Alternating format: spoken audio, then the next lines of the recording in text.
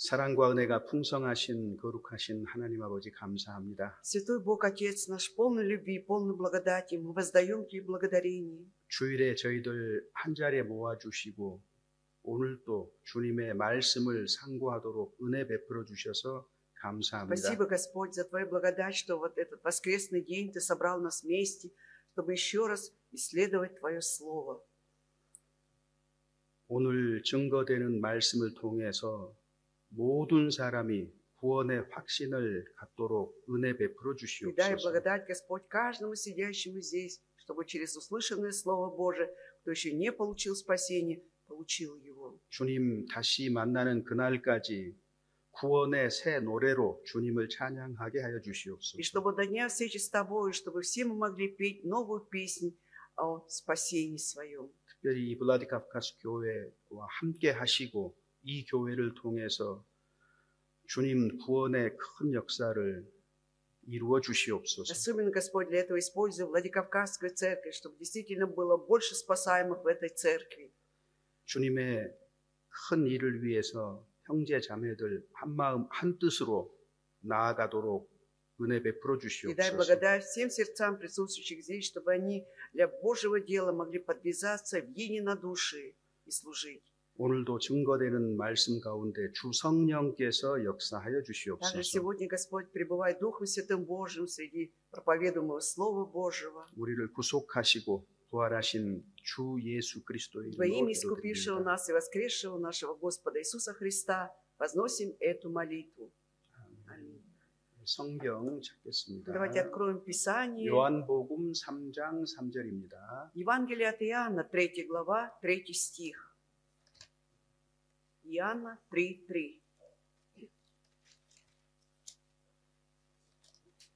Страница 102, 3 глава Иоанна, 3 стих. 성경을 찾아서 볼 때에 별다른 말씀이 없어도 적극적으로 함께 읽는 쪽으로 참여해 주시기 바랍니다. Я надеюсь, когда называются стихи, да, вы уже без всякого автоматически тоже подвязайтесь, открываете стих и читаем вместе. 예, 함께 Давайте 읽겠습니다. вместе прочитаем. Иисус сказал ему в ответ: «Истинно, истинно говорю тебе, если кто не родится свыше, не может увидеть Царствие Божие». 첫날부터 성경은 사실이다라는 말씀을 드렸습니다. С первого дня мы постоянно говорили о том, что Библия говорит правду.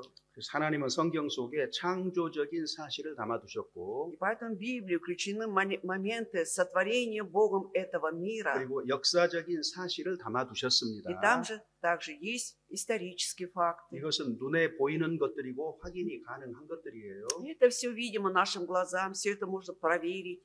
그래서 창조와 역사에 대한 얘기를 충분한 시간 말씀드리진 않았지만은 어제까지 말씀을 드렸어요. Конечно, много времени не удалось, да, уделить творению или историческим фактам, как хотелось бы, но, по крайней мере, до вчерашнего дня мы об этом говорили. 조금만 귀 기울여 듣는다면 Если чуть-чуть преклонить ухо, 성경이 사실일 뿐만 아니라 하나님이 틀림없이 지금도 살아 계시는구나 라고 받아들일 수 있습니다. мы принимаем, да, что Библия не только говорит правду, но речь идет о Боге и ныне живом и действующем. 말씀이 전파되는 동안에 함께 생각하기를 요구한다고 말씀드렸죠. 생각하면서 들으셔야 됩니다. И я просил вас, да, когда мы слышим Слово Божие, чтобы вы тоже подвязались, участвовали, вместе рассуждали, думали.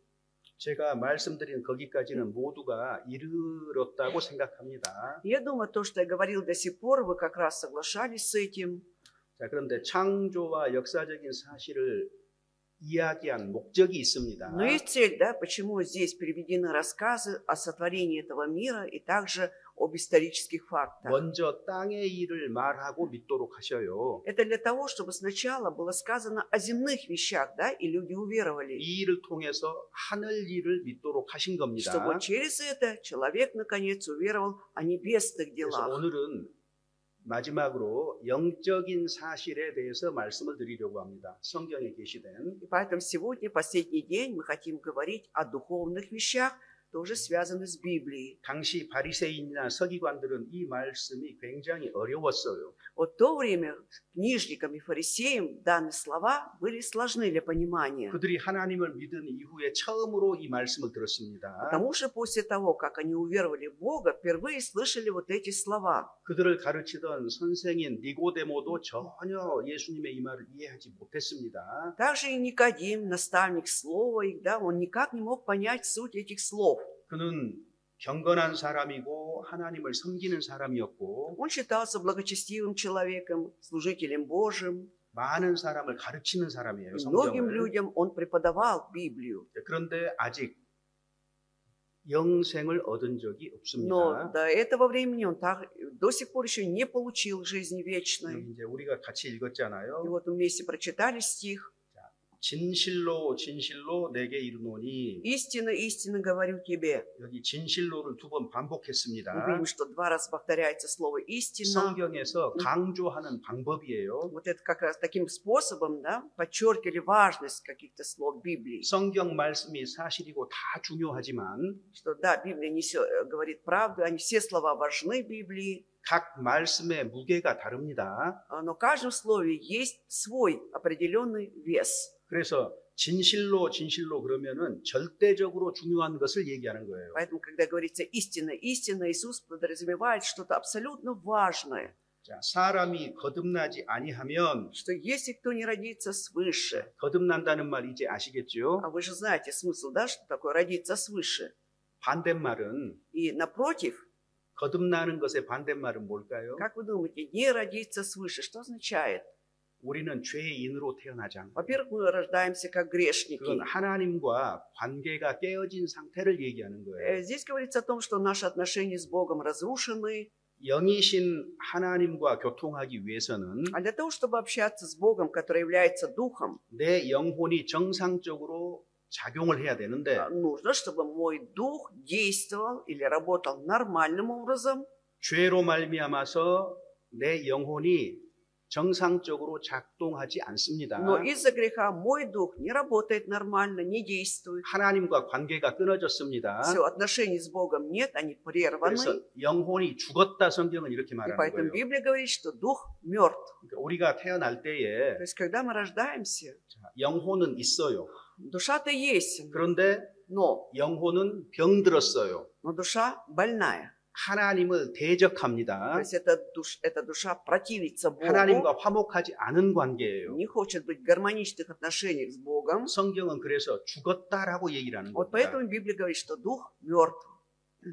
그런데 우리가 살아있는 동안에 Но пока мы живы, 하나님 말씀을 들음으로 말미암아서 죽은 영혼이 다시 살아날 수가 있다는 걸 얘기하고 있고 Библия говорит о том, что пока мы живы, слушая Слово Божие, мы можем, наш дух может ожить. 하나님과 화목한 관계를 이룰 수 있다고 말하고 Естественно, можно восстановить вот эти гармоничные отношения с Богом. 이렇게 거듭난 사람은 И вот таким образом рожденный свыше человек 하나님 나라를 볼 수 있을 뿐만 아니라 들어갈 수도 있다 그랬어요. не только может увидеть Царствие Божие, но может и войти туда. 많은 사람들이 구원을 받았다고 Вот 합니다. многие люди утверждают, что они спасены. 구원이라는 말은 굉장히 포괄적인 범위가 큰 말이에요. Но слово спасение, оно имеет такое всеобъемлющее значение, да, там много значений смысла. 하나님 나라와 직접적으로 관계가 있으려면 А чтобы иметь непосредственное отношение с Царством Божиим, 예수님 말씀대로 как Иисус говорит, 거듭나야만 되는 겁니다. оказывается, нужно только родиться свыше. 5절에 И в 보면은 5 стихе 읽어보죠. читаем. Иисус отвечал: истинно, истинно говорю тебе, если кто не родится от воды и духа, не может войти в Царствие Божие. 다시 강조하셨습니다. Тут опять подчеркивает. 자, 이번에는 В этот раз, 물과 성령으로 거듭날 수 있다고 지금 수단을 얘기하는 то есть, 겁니다. каким способом можно родиться, да, что нужно родиться от воды и духа. 자, 여기에서 물이라는 것은 세례를 말하는 것이 아닙니다. Конечно, здесь под водой не имеется в виду крещение. 하나님의 말씀을 가리킵니다. Слово вода указывает на Слово Божие. 정확하게 얘기하면 복음을 얘기하는 거예요. Точнее 복음. сказать, это речь идет о благой вести. 그래서 복음이 증거가 될 때, 전파가 될 때에 И когда эта благая весть свидетельствуется людям, провозглашается, 성령께서 그 복음의 말씀을 내 마음에 심어준다고 돼 있습니다. Сказано, что Дух Святой, да, вселяет вот это слово в сердце моем. 그래서 야고보 사도는 Поэтому апостол Иаков, 마음에 심기운 돌을 온유함으로 받으라 이렇게 он 얘기를 говорит, 하고 что 있어요. слово, насаженное в сердце, примите с кротостью. 그래서 내가 정말로 복음이 내 마음에 성령의 역사로 심겼느냐 아는 것이 어렵잖아요. 이 말이 Ну, 어렵잖아요. на самом деле, бывает сложно понять, да, действительно, как я узнаю, что Слово Божие Духом Святым насажено в моем сердце. 그래서 여러 가지 관점에서 이것을 성경은 설명을 하고 Поэтому 있습니다. Библия вот с разной точки зрения объясняет нам это. 이건 조금 이따 더 자세하게 얘기 드리기로 하고요. Попозже я подробнее остановлюсь на этом. 자, 6절, 7절 읽어보죠. Читаем 6-7 стихи. «Рожденный от плоти есть плоть, а рожденный от духа есть дух. Не удивляйся тому, что я сказал тебе. Должно вам родиться свыше». 니고데모는 처음 들었어요. 거듭나야 된다는 말을. Никодим впервые слышит эти слова о рождении свыше, 그래서 이해할 수가 없었던 и 거예요. поэтому ему не было понятно. 내가 나이가 Он 많은데 говорит, как так? Я же уже в возрасте. 어머니 뱃속에 들어갔다가 다시 태어나야 되는 겁니까? 이렇게 물은 Что, 거예요. говорит, если я, будучи стар, неужели может он другой раз войти в утробу матери своей и опять родиться? 당황해서 한 말이에요. Ну, конечно, он это сказал, потому что растерялся.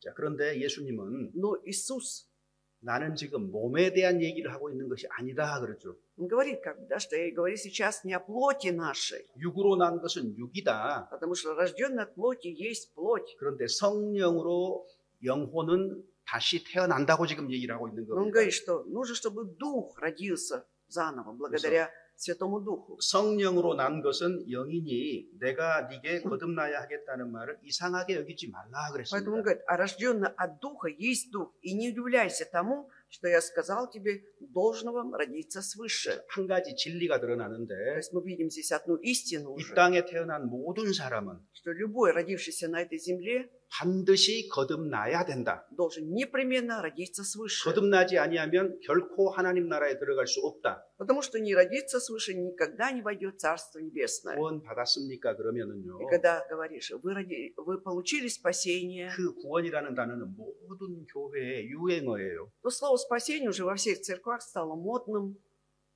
그래서 대부분의 사람들이 그렇다고 답변을 해요. И, конечно, большинство людей так и отвечают, что да, спасены. 우리는 조금 질문을 바꾸는 게 좋을 것 같아요. Но нам кажется, что лучше поменять немножко вопрос, 거듭나셨습니까? спросить, да, вы рождены свыше? 이미 그 말 자체가 낯선 분들이 꽤 많아요. И уже когда люди слышат этот вопрос, для них это незнакомый 그 какой-то 말이 вопрос. 무슨 말인지 모르는데 거듭났겠습니까? Если человек не понимает смысла этих слов, можем ли мы сказать, что он родился свыше? 그럴 리가 없지요. Вряд ли, да? 구원 받았다고 아무리 주장을 해도 Как бы ни настаивали, что получили спасение, 자신이 거듭났다는 사실을 모른다는 것은 но то, что он не знает о факте, да, своем рождении свыше, 문제가 있는 거고 значит, тут есть проблема. 거듭나지 않았을 가능성이 가장 큰 И 겁니다. большая вероятность того, что он не родился. 그래서 свыше. 이렇게 거듭난 사람에게 하나님이 주시는 선물이 뭐죠? И в чем заключается вот подарок или дар, который Бог дает рожденному свыше человеку? 니고데모하고 이야기의 결론이 뭐냐면 В чем итог или вывод разговора между Иисусом и Никодимом? 14절 15절입니다. 14-15 같이 стихи. 읽어보죠. Читаем. «И как Моисей вознес змею в пустыне, так должно или должно вознесено быть Сыну Человеческому, дабы всякий, верующий в Него, не погиб, но имел жизнь вечную». 집중해서 안 들으시는 것 같아요. Мне кажется, вы не так сконцентрированы, кто-то не слушает. 왜냐하면 Почему я говорю? 성경을 읽을 때는 Когда мы читаем Библию, 여러분 직접 읽으세요. вы 같이. сами тоже произносите своими словами, это будет на пользу вам. 그건 작은 일이 아닙니다. Это не просто мелочь. 우리가 직접 성경을 읽음으로써 하나님 말씀을 더 깊이 생각하게 되는 거예요. То есть, когда мы сами еще читаем, да, слова, да, тогда мы еще глубже понимаем смысл Божьих слов. 그것은 우리에게 하나님의 역사를 불러오는 수단입니다. Таким образом, мы привлекаем вот это действие Божие в нас. 뭐 여러 가지 현대적인 방법으로 말씀을 여러분들에게 보여줄 수 있고 혹은 제 혼자 성경을 읽을 수도 있어요. Конечно, разными способами, да, нынешними современными средствами можем показывать вам слова там на экране, либо я сам могу читать. 근데 교회 가운데는 성령이 역사를 하셔요. Но мы знаем, что среди церкви есть действие Святого Духа. 말씀이라는 수단을 Да? 사용하셔요. И этот Дух использует такой способ, как Слово. Через 그래서- Слово работает, 그래서 문자를 주셨고 и поэтому дал нам стихи 하나님의 말씀을 이렇게 기록하셨잖아요. и написал вот так Слово 그래서 Божие. 우리가 기록된 말씀을 함께 읽는 가운데 И когда мы вместе будем читать написанное Слово, 그 말씀이 실제로 무슨 뜻인지 깨달아질 수 있다 그 말입니다. и вы сами можете уже на деле, да, понять смысл данных слов. 말씀 가운데 성령이 역사하시는 Я же 거예요. говорю, что Дух Святой действует среди Слова. 그래서 함께 있기를 원하는 겁니다. Поэтому советую все же читать вместе, вслух. 저희가 여기서 혼자서 쭉 읽어 나가 버리잖아요. А когда мы сами тут будем одни читать отсюда, 그러면 여러분 마음속에 말씀이 남겨질 가능성이 тогда будет 훨씬 줄어들어요. намного меньше сократится эта вероятность того, что вот это слово останется в ваших 그런데 сердцах. 함께 읽고 생각을 하면 А когда вместе будем читать и думать, 성령께서 도와주시는 역사가 있고 Вот. 비춰주시는 역사가 있어서 вот тогда Дух Святой будет и действовать, и освещать нам, 말씀을 알게 되고 и вы будете знать это слово. 필요한 말씀을 마음에 심어주시는 겁니다. И нужно для вас слова, они отложатся в ваших сердцах. 그래서 같이 읽자고 Поэтому 말씀하셨는데 говорю, давайте читать 다 вместе. 잊어버리신 것 같아요. А то подзабыли, наверное, то, что просил вас. 14절, 15절 다시 읽어봅시다. 14-15 заново читаем. «И как Моисей вознес змею в пустыне, так должно вознесено быть Сыну Человеческому, дабы всякий, верующий в Него, не погиб, но имел жизнь вечную». 모세가 광야에서 뱀을 들었던 것처럼 Вот как Моисей вознес змею в пустыне, 인자이신 예수 그리스도도 십자가에 매달리게 될 것이다. так должно вознесено быть также Сыну Человеческому, имеется в виду быть распятым на кресте. 이는 저를 믿는 자마다 И поэтому- 영생을 얻게 하려 И 하심이라. поэтому, дабы всякий, верующий в Него, не погиб, но имел жизнь вечную. 십자가에 달리신 예수님이 무슨 일을 하셨는지 Вот что сделал Иисус Христос, да, будучи распятым на кресте, 그 일을 듣고 믿는 자는 человек, услышавший про это и уверовавший, 영생을 얻게 된다. будет иметь жизнь вечную.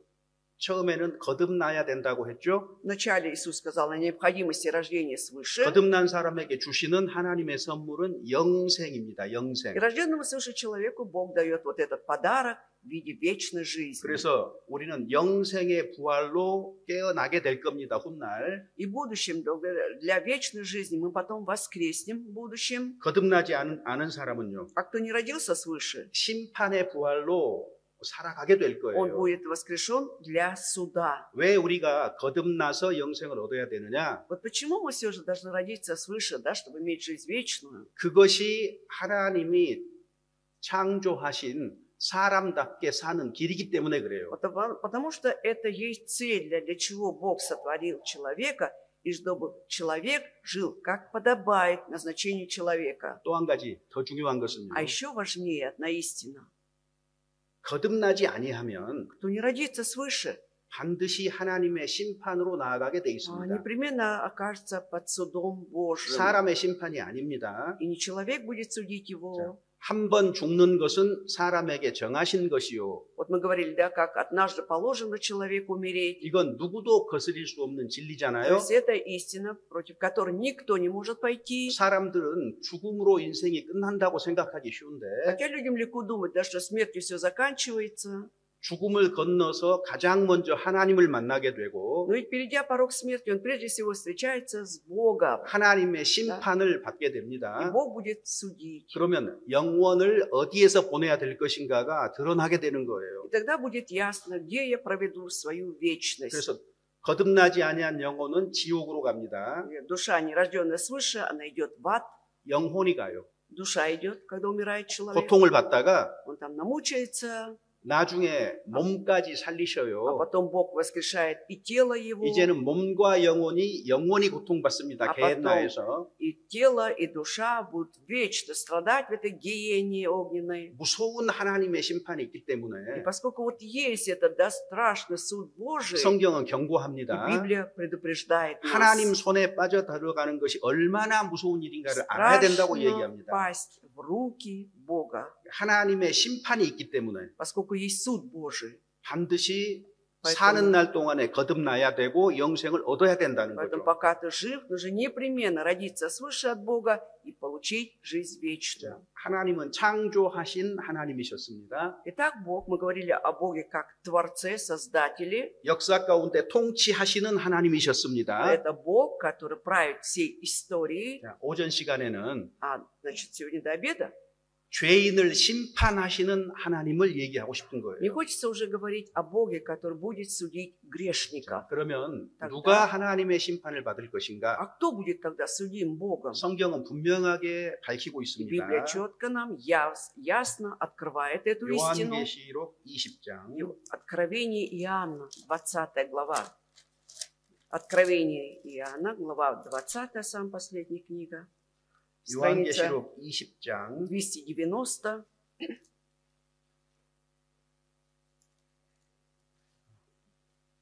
20장이 아니고요.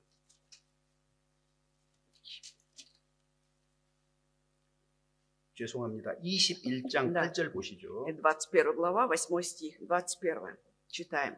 «Боязливых же и неверных, и скверных, и убийц, и любодеев, и чародеев, и идолослужителей, и всех лжецов участь в озере, горящим огнем и серой. Это смерть вторая». 20장 마지막 부분에 В последней части 20 главы 하나님의 마지막 심판을 얘기합니다. говорится о последнем суде Божьем. 그래서 성경을 따라서 심판을 받게 되는 거예요. Здесь по Писанию, да, по этой книге человек будет судим. 그리고 최종 목적지는 И 게헨나입니다. последняя цель назначения, куда попадает он, в гиенну 자, 그런데 огненную. 누가 들어갈 것이냐? Поэтому, а кто туда идет?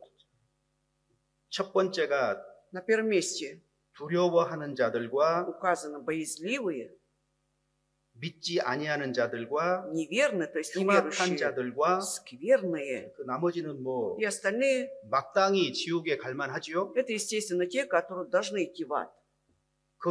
모든 거짓말하는 자들은 불과 유황으로 타는 못에 참여할 것이다. Чародеи, служители всех лжецов, участь в озере горящим огнем. 여기 처음 세 종류의 사람만 생각해 Вот 봅시다. давайте сейчас разберем вот этих трех первых людей, указанных здесь. 자, 두려워하는 자들 그랬습니다. Боязливых указано, да? 하나님과 하나님의 심판을 두려워하는 거예요. Те, которые боятся Бога, боятся суда Божьего. 하나님을 믿어요. То есть они веруют в Бога. 그들은 하나님을 아는 Да. 자들이에요. Это люди, знающие о Боге. 주일에 교회당에 앉아 있는 사람일 가능성이 아주 И 커요. большая вероятность того, что это люди, которые приходят в воскресенье, сидят в зале, слушают. 똑같이 하나님을 То 믿는데 есть одинаково веруют в Бога все. 최종 목적지가 달라질 수가 있다는 거죠. Но мы должны понять, что у каждого будет своя конечная цель прибытия. 성경은 처음부터 그렇게 Да. То 말합니다. есть Библия с самого начала нам так говорит. 아담의 두 아들 가인과 아벨이 Вот 있어요. было два сына у Адама, да, Каин и Авель. 가인이 하나님을 안 믿어서 문제가 된 게 아니에요. Проблема у Каина была не в том, что он не веровал в Бога. 가인도 제사를 드렸다는 것은 가인도 하나님을 믿는다거든요. То, что Каин тоже принес дар Бога, это означает, что он веровал в Бога. Да? 하나님이 원하시는 방법대로 믿지 않았기 때문에 문제가 된 Но проблема 거예요. была в том, что он веровал не по тому, как Бог указывал. 많은 사람들이 스스로 잘 믿는다고 То 생각합니다. же самое, сколько людей считает, что они хорошо веруют в Бога. 한 걸음 더 나아가서 생각해야 돼요. Но нужно же еще на шаг вперед идти, подумать, 심판하시는 분은 하나님이셔요. что судить-то будет Бог. Так? 내가 잘 믿는다가 중요한 게 И 아니고 важно не мое мнение, что я хорошо, дескать, верую. 하나님도 내 믿음을 인정하시느냐가 훨씬 더 중요합니다. Намного ведь важнее, как Бог. Он признает мою веру или нет. 심판자가 하나님이시기 때문에 그래요. Почему? Потому что судить же будет Бог. 그래서 자기 믿음의 마지막 때가 되면 사람들이 자기 믿음에 취한다 Но 그랬거든요. сказано, что в последние времена люди будут упиваться своей верой. 자기로서 자기를 헤아리는 거예요. Они сами собой будут судить себя. 그 어리석은 짓입니다. Насколько это 여기 неразумно. 두려워하는 자들은 Поэтому боязливые тут. 얼마나 억울하겠어요. Насколько им будет обидно. 평생 Представьте, да? 신앙생활 했어요. Всю жизнь посвятили духовной жизни, 혹은 вере. 집사일 수도 있고 목사일 수도 Были 있어요. бы служителями, наверное, были диаконами, пасторами. 그런데 Но 하나님의 심판을 두려워해요. они боятся почему-то суда Божьего. 왜 그럴까요? А почему боятся? 자기의 최종적인 운명이 무엇인지를 모르고 있어요. Потому что они не знают о своей будущей последней судьбе. 쉽게 얘기하면 거듭난 적이 없는 То есть, если 겁니다. по-простому сказать, не родились свыше.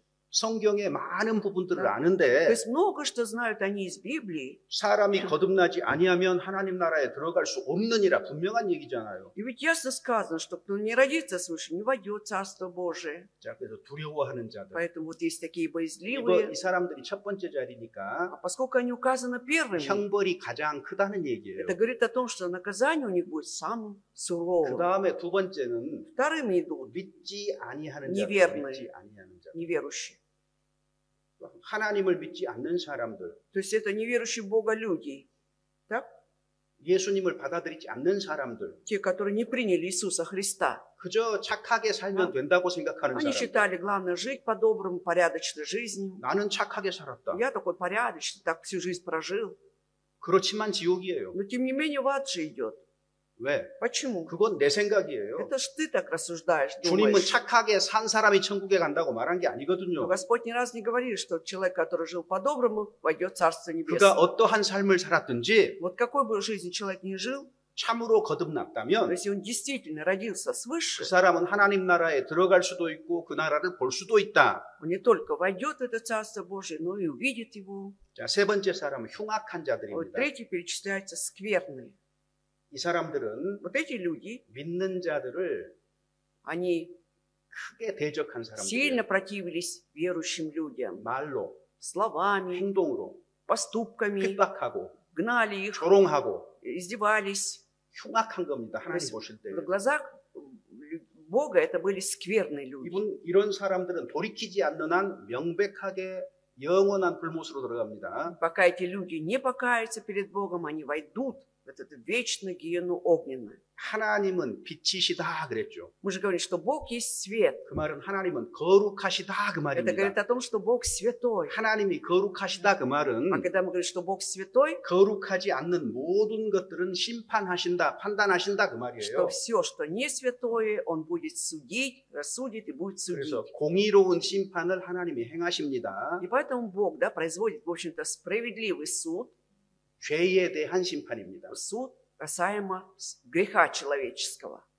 죄에 대해서 알지 못했기 때문에 А когда человек не познает, что такое грех, 돌이키지 않았기 때문에 но поскольку не покаялся, 그는 거듭날 수 없었던 거예요. он не мог, конечно, и родиться 그래서 свыше. 거듭나지 아니한 사람들을 Поэтому 심판합니다. Бог будет судить в итоге нерожденных свыше. 처음부터 한번 생각을 해봅시다. Вот давайте теперь заново подумаем. 제가 오늘 드릴 내용은 Вот содержание, которое я сегодня хотела вам преподнести, 지난 이틀 동안 잠깐씩 얘기를 해왔습니다. оно будет затрагивать то, что уже говорилось, да, вчера, позавчера. 그래서 오늘은 조금 더 이해하기가 쉬울 거라고 И я 생각합니다. думаю, что у вас уже почва подготовлена, вам будет легче сегодня понять. 사람은 하나님이 만드셨습니다. Вот человека же Бог сотворил. 하나님은 사람이 살아있는 영혼이라고 И Бог 말했습니다. сказал про человека, что это душа живая. 하나님은 영이시기 때문에 И поскольку Бог есть дух, 사람에게 교통할 수 있는 영혼을 주셨습니다. поэтому Бог дал человеку вот этот дух, с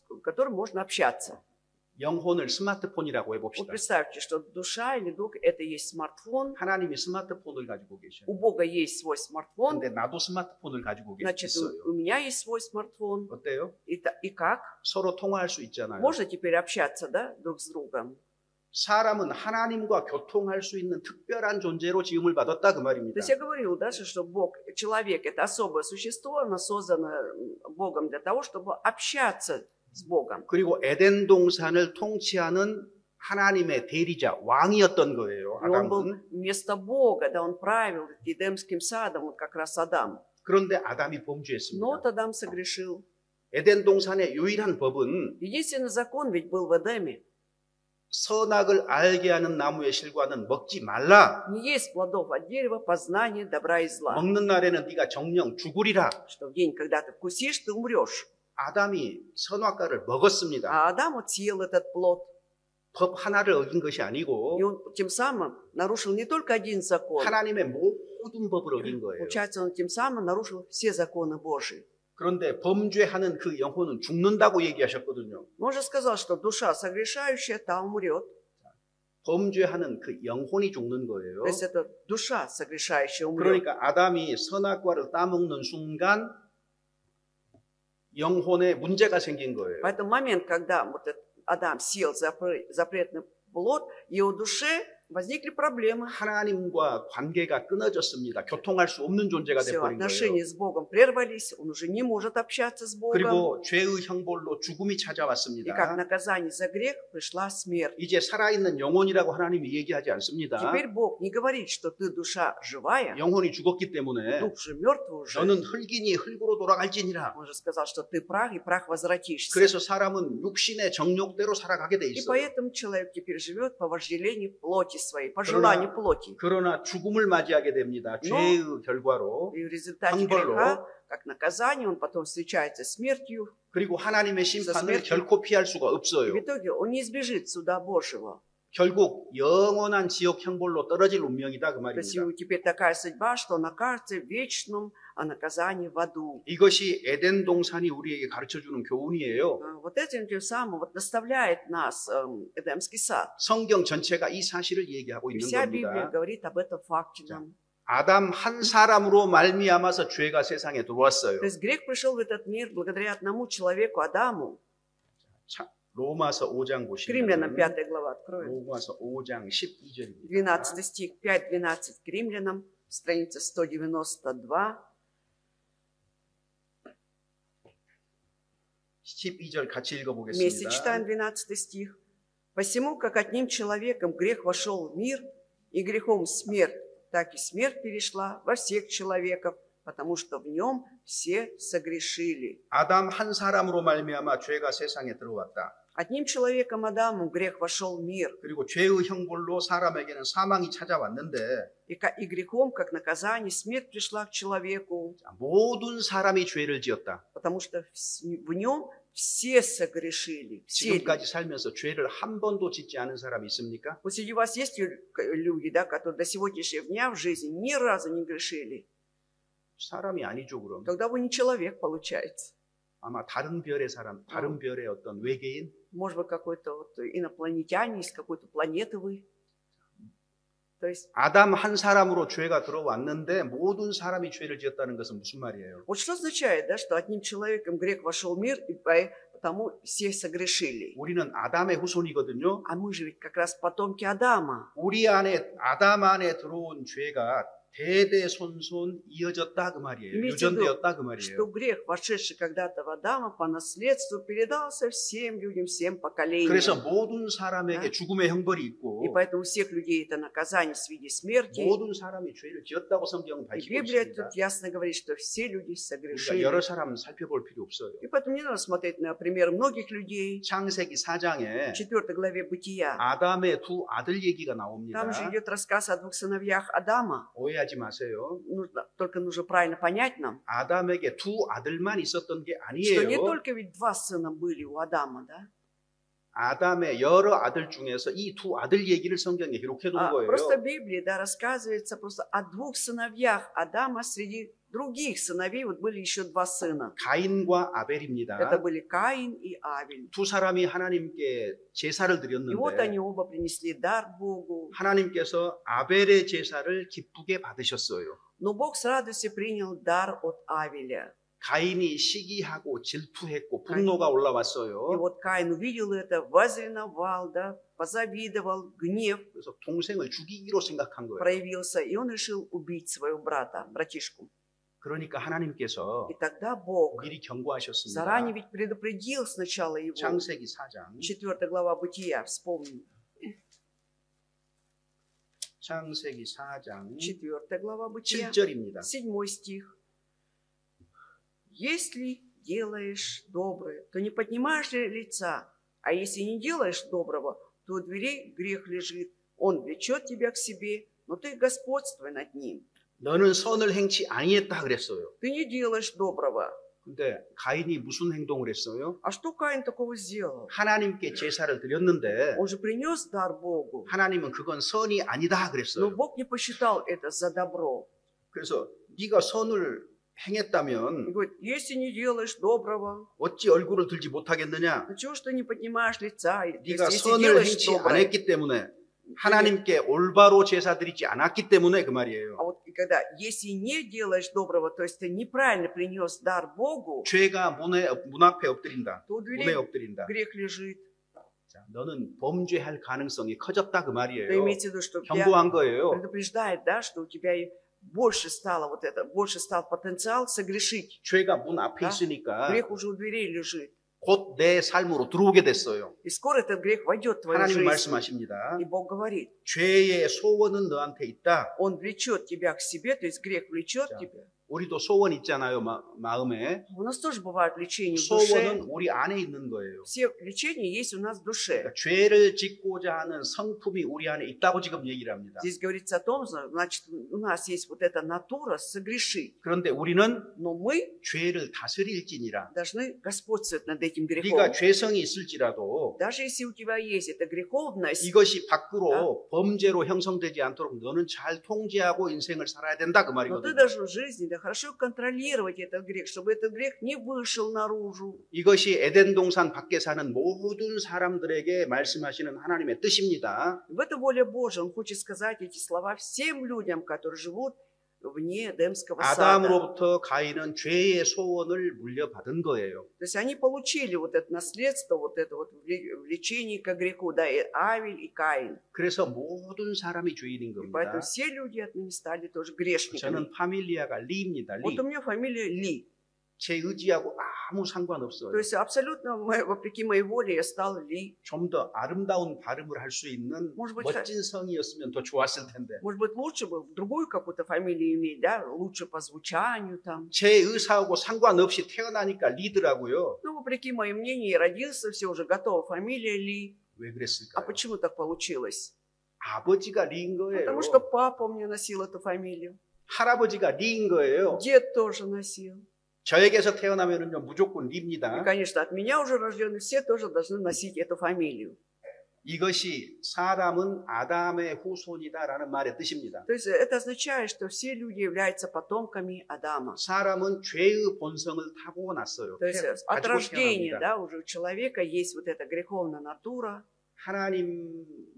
하나님 앞에서 경건한 다윗 왕이 있었는데 Вот был царь Давид, да, который, в общем-то, считался благочестивым перед Богом. 여러 성경도 Он 기록했거든요. написал много, и чего и псалмы мы 다윗은 читаем. 정말로 하나님 뜻대로 살고 싶어 했던 사람이에요. А ведь Давид реально, он действительно хотел жить по воле Божией. 그런데 다윗이 큰 죄를 짓게 Он 됐어요. согрешил, огромное преступление совершает Давид.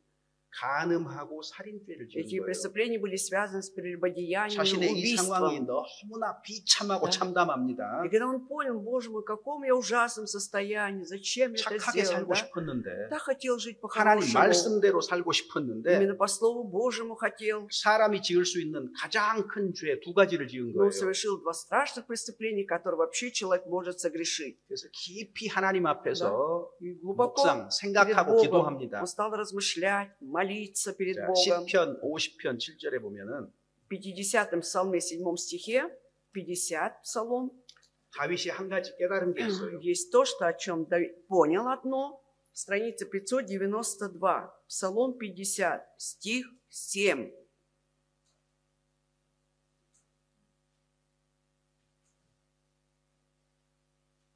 같이 읽어보겠습니다. Читаем. Вот, я в беззаконии зачат, и во грехе родила меня мать моя.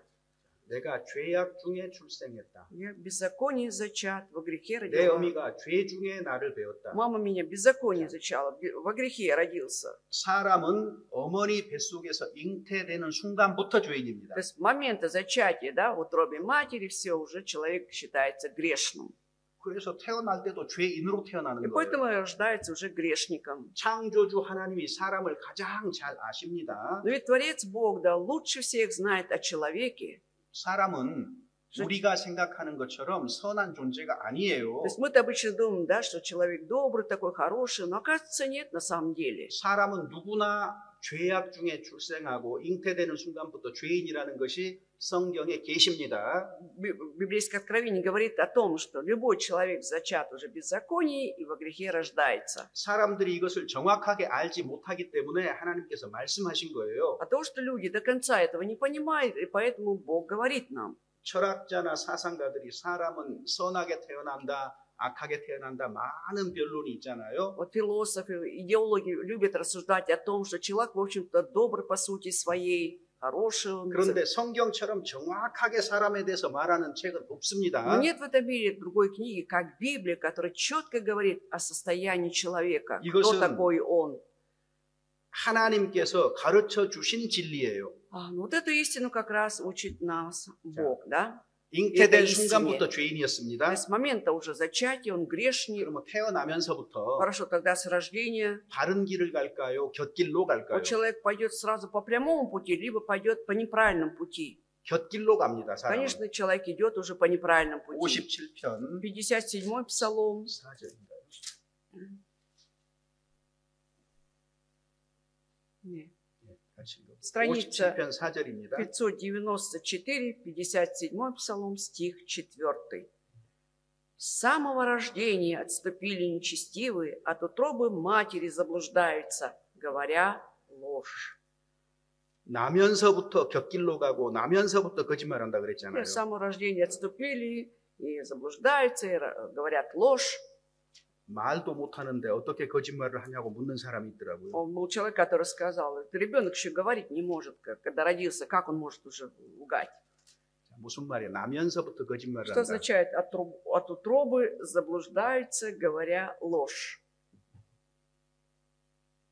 인간이 어떠한 존재인가를 지금 설명하기 위해서 이렇게 말을 표현을 한 То есть это 거예요. такое выражение, да, чтобы дополнять, чтобы показать, насколько человек грешно существо. 여기 악인이라고 했잖아요. Вот здесь нечестивый указано. 성경에서 악인, 죄인은 사람의 다른 이름이에요. То есть нечестивый в Библии, да, вот эта фраза, грешник, это просто другое название человека. 블라지미르를 발로자 이렇게 부르는 것하고 똑같아요. Это равносильно тому, как Владимира называют иногда Володей. 그래서 여기 악인이라는 말은 Поэтому слово нечестивый здесь 사람은이라는 말이고 можно заменить словом люди, 더 정확하게 얘기하면 человек, то есть другим еще точнее сказать, 나는이에요. 야, либо отступил я, 나는 то есть я 어머니 뱃속에 잉태된 순간부터 멀어졌다. 어디서 멀어진 거예요? с самого рождения мамы, да, уже отступил. Откуда я отступил? 하나님에게로부터 멀어져 있는 상태. Уже от Бога отступил, 영혼이 получается. 죽었기 때문에 Потому 관계가 что 끊어졌으니까. дух мертвый, нет никаких отношений с Богом. Да? 그래서 멀리 떨어져 있습니다. И вот я уже отступил далеко. 그리고 나면서부터 곁길로 나가요. 바른 길을 가지 않습니다. Я с самого рождения, я уже не иду правильным путем, иду другим 바닷가에 путем. 가면은 개들이 다녀요. Возле моря на побережье, да, там есть крабики ползают. 엄마 개가 말합니다. И мама краб, 너 걸음걸이가 아기 개한테 너 걸음걸이가 별로 예쁘지 않아. смотрит на детеныша, как он ползет, и говорит, детеныш, мне не нравится, как ты вот ходишь. 바르게 좀 Да? 걸어보렴. Ты не можешь вот прямо ходить. 자, 엄마를 полз. 봐라. 엄마가 시범을 보여줄게. И говорит, смотри на маму, как я хожу, учись у меня. Да? 개는 곁길로 걷습니다. Но все равно краб будет идти вот 아무리 엄마가 Да. 바르게 걸어도 곁길로 가요. криво ползти, да? 옆걸음합니다. Как бы эта мама ни старалась, все равно будет ползти 그 криво. 말이에요. Вот о чем речь. 우리가 아무리 선하게 살려고 해도 Как бы мы ни хотели жить по-доброму, 범죄하지 않는 Да. 인간은 없습니다. вот нет человека, не согрешающего на этой земле. 세상에서 가장 착한 사람도 Даже самый такой порядочный человек в этом мире, 죄가 있습니다. у него тоже есть грех. 완전하게 선한 사람은 존재하지 То есть 않습니다. не существует человека абсолютно не 그래서 грешного. 나면서부터 곁길로 나아가고 거짓말을 한다 그랬죠. Поэтому сказано, с самого рождения отступили и заблуждаются, говоря ложь. 인간의 근본적인 모습이 이와 같은 거예요. В общем, это основной облик любого человека. 그러니까 마음속에 뭐가 있겠어요? Поэтому что у человека может быть в душе? 이 세상의 모든 죄를 지을 수 있는 성품이 내 안에 다 있다 그 말이에요. То есть он понимает, что у него в душе, да, есть все вот эти качества, с помощью которых он может согрешить в этом мире. 그래서 성경은 사람의 마음이 세상에서 가장 부패했다라고 얘기합니다. Поэтому Библия говорит, что самое скверное сердце – это у человека. 근데 사람들이 이 사실을 몰라요. Но люди не хотят понимать 즉 этот факт. 내가 그것을 몰랐다 그 То 말입니다. есть имеется в виду, что я не знал об этом факте. 에레미야 성경 17장 17 9절 глава Иеремии, 9 стих. Иеремия 17, 9.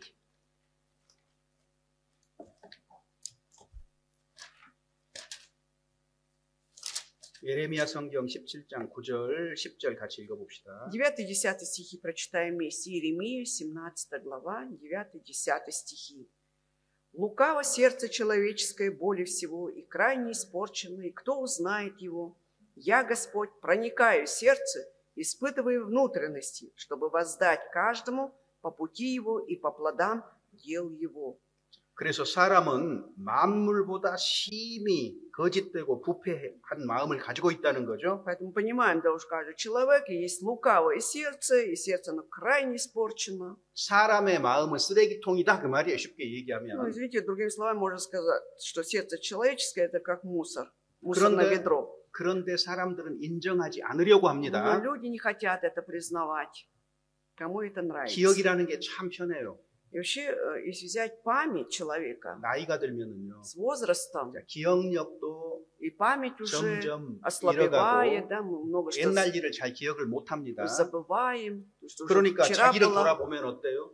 да, что было, да, с нами. И когда оглядываемся на себя, как мы, какой, 죄인으로 태어났기 때문에 поскольку родились грешниками, 사람은 처음부터 이기적이에요. вот человек с самого начала, он эгоистичный. 그러니까 자기를 판단할 때 И когда судит о себе, дает оценку, 좋은 것만 기억합니다. Он 좋은 것만, вспоминает 잘한 것만 только 기억합니다. хорошее, где он что-то хорошо 자기가 잘못한 거 поступал. 기억 잘 안 합니다. Но не хочется ему вспоминать то, что он плохо где-то поступил. Так? 고의적으로도 그렇고 Это и намеренно он так делает. 기억력이 좋지 않아서도 그렇고 Либо, может, от того, что память действительно 우리 уже подводит. 하나님이 모든 것을 기억하도록 하지 Но 않았어요. Бог так сделал нам такую память, чтобы мы не все помнили. 모든 것을 기억하면 우리는 머리가 터질 것 У нас голова 같아요. просто 그런 взорвется, если 상태일 거예요. будем все помнить.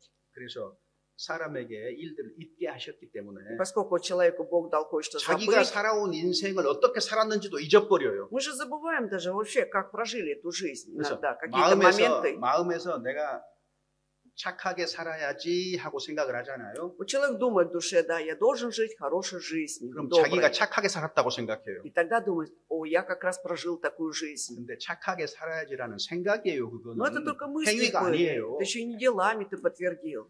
Так? 자, 그래서 만물보다 거짓되고 부패한 것이 사람의 마음인데 사람들은 모른다 그 말이에요. Что лукаво сердце человеческое более всего, а люди не знают об этом. 이 말씀을 읽는 너도 몰랐다 그 말이거든요. И кто узнает его, это означает, что вот ты, читающий эти слова, ты ведь тоже не знал. 그런데 하나님은 Но Господь, 심장과 폐부를 시험한다. Он проникает в сердце и испытывает внутренности. 우리 안에 있는 것들을 자세히 들여다보신다 그 То 말이에요. есть Бог проницает да, вовнутрь нас, да, Он видит все внимательно, что у нас есть в 그리고 душе, 밖으로 나온 행위와 그 행실대로 반드시 보응한다, 심판한다 그 чтобы 말이거든요. воздать каждому по пути его и по плодам его, то есть будет судить. 하나님은 먼저 마음을 보시고 То есть Бог сначала смотрит в сердце 그리고 человека, 밖으로 나온 행위까지 и 심판하시는 также 거예요. будет судить вот все дела, которые уже выше, наружу они проявились. 사람들끼리의 심판은요. Когда люди вот судят между собой, 밖으로 나온 행위만을 они 심판합니다. же судят только по поступкам, которые уже вышли наружу. 하나님은 Но 중심을 Бог 보시는 거예요. смотрит 중심을. в сердце 자, человека. 만물보다 거짓되고 И 부패했다. лукаво сердце человеческое более всего крайне Да. испорчено. 안의 마음과 밖의 행위가 다 심판의 대상이 되는 겁니다. И все, что есть внутри сердца человека, все, что выходит наружу, все это становится объектом суда 그럼 우리 안에 Божьего. 부패한 무엇이 있을까요? А что же внутри нас есть такое нечестивое? 우리는 날 때부터 각 사람이 어떤 성격이라든가 기질을 가지고 있거든요. Вот мы говорим, с рождения, да, у человека есть какие-то определенные качества, нравы уже, характер 화를 формируется. 잘 내는 사람도 있고요. Есть люди, которые хорошо злятся, легко. 고집을 잘 부리는 사람도 Есть 있고요. люди, которые сильно упрямые 굉장히 такие. 신경질적인 사람도 Есть люди, 있어요. которые такие нервные очень. 이거 바람직한 거 Да. 물론 아니죠. Конечно, это все нежелательно. 이것은 이미. 타락의 결과로 이런 성품을 갖게 된 Но мы знаем, 거예요. да, что это все качества, они перешли уже по наследству от 어른들은요. грехопадения человека. 어른들은 시간이 지나면 성적인 습관을 갖게 돼요. Вот когда человек становится взрослым, да, у него вырабатываются какие-то привычки уже. 겉으로는 깨끗하고 경건해 보이는데 внешне, допустим, кажется таким чистым, да, 마음에는 음란한 생각이 порядочным. 일어나는 사람이 있어요. Но есть люди, которые без конца вот есть какие-то вожделенные желания у него, 헛된 공상, 상상을 하는 사람들이 있어요. связанные с прелюбодействием, да, вот он занимается фантазией, воображает что-то себе. 적극적으로 어떤 음란물을 접촉하는 사람도 있어요. Но есть люди, которые на деле активно, они действительно занимаются 그런데 прелюбодействием. 이런 것들은 철저하게 개인적이기 때문에 Ну, поскольку это относится только к какому-то лично отдельному человеку, 겉모습만 Да. 보는 우리로서는 그가 어떠한 성적 취향, Да. 습관을 가지고 있는지 몰라요. это в его личной жизни происходит, и когда мы смотрим внешне на человека, мы не знаем на самом деле, что у него внутри. 이 부분에 Да. 있어서도 모든 사람들이 깨끗하지가 И 않습니다. поэтому в этом плане нельзя сказать, что все люди чистые в глазах Бога. 이게 일반적으로 모든 사람에게 있는 거예요. Это, как правило, бывает в какой-то части людей. 그리고 다른 사람을 대할 때 Но когда мы общаемся с другим человеком, 시기하고 когда-то 질투하고 проявляем ревность, зависть, 미워하고 даже ненависть, 깔보고 ниже себя считаем, 교만한 마음을 품고 у нас такое надменное сердце бывает. 한 단어씩 제가 얘기했지만 Вот я как бы по отдельности одни слова приводила 우리 отдельно. 일상생활에서 늘 볼 수 있는 것들 아니에요? Но в нашей обыденной жизни, да, мы являемся свидетелями всего этого. Так? 내 마음에 있는 것이고 Это есть в моем сердце. 통제를 하지 못하면 밖으로 나왔던 Да? 것들이잖아요. И то, что я, если не мог контролировать, господствовать, если это наружу выходило. 미워하는 거 한 가지만 해봅시다. Вот давайте остановимся только на ненависти. 내가 하나님을 믿습니다. Вот я верую в Бога. 나 구원 받았습니다. Я 근데 спасенный. 마음에 한 사람에 대한 미움을 계속 가지고 Но у меня 있어요. так и осталась ненависть к одному человеку. Не могу избавиться. 자, 이 사람이 천국에 들어간다는 보장이 어디가 있어요? И где тогда гарантия, да, что я войду в Царство Небесное? 이 사람은 내가 구원받았다는 확신을 Тогда получается, 보류해야 됩니다. я должен немножко отложить вот это решение, да, или итог, что я спасенный человек. 왜 그런 줄 아세요? Знаете почему? 성경에 이렇게 돼 있어요. В Библии так написано.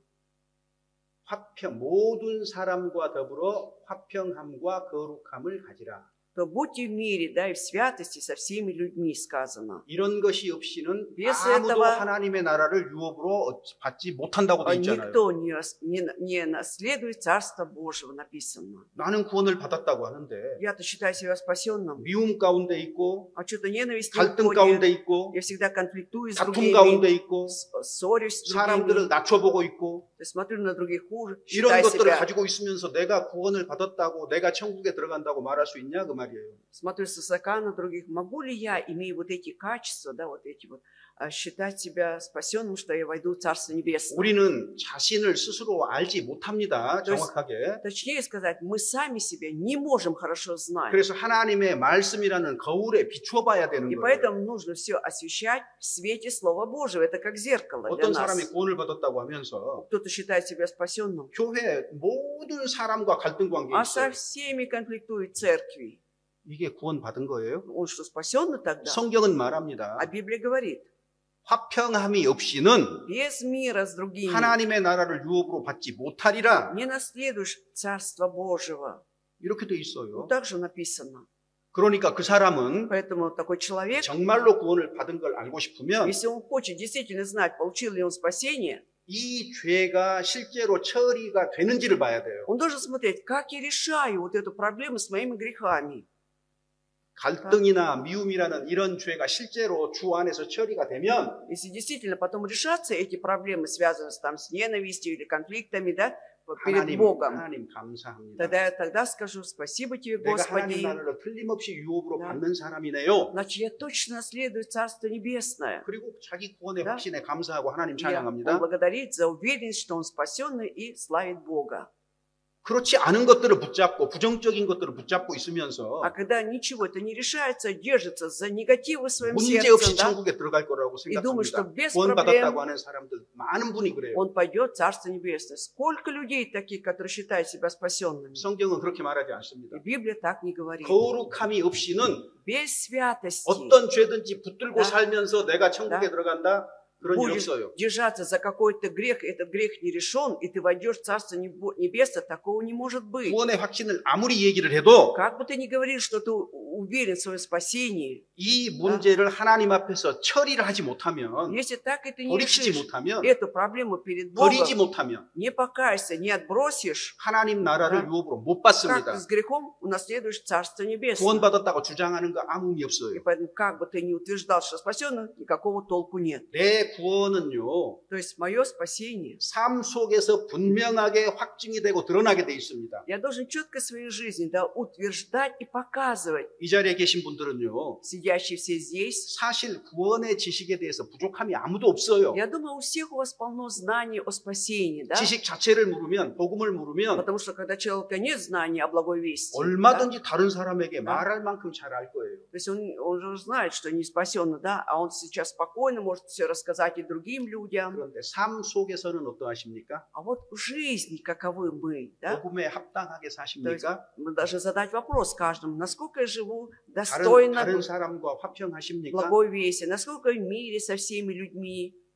다른 사람과 화평하지 않으면서 어떻게 하나님과 화평하다고 말할 수 А 있어요? если у меня нет мира с другими людьми, как я могу говорить, что я имею мир с Богом?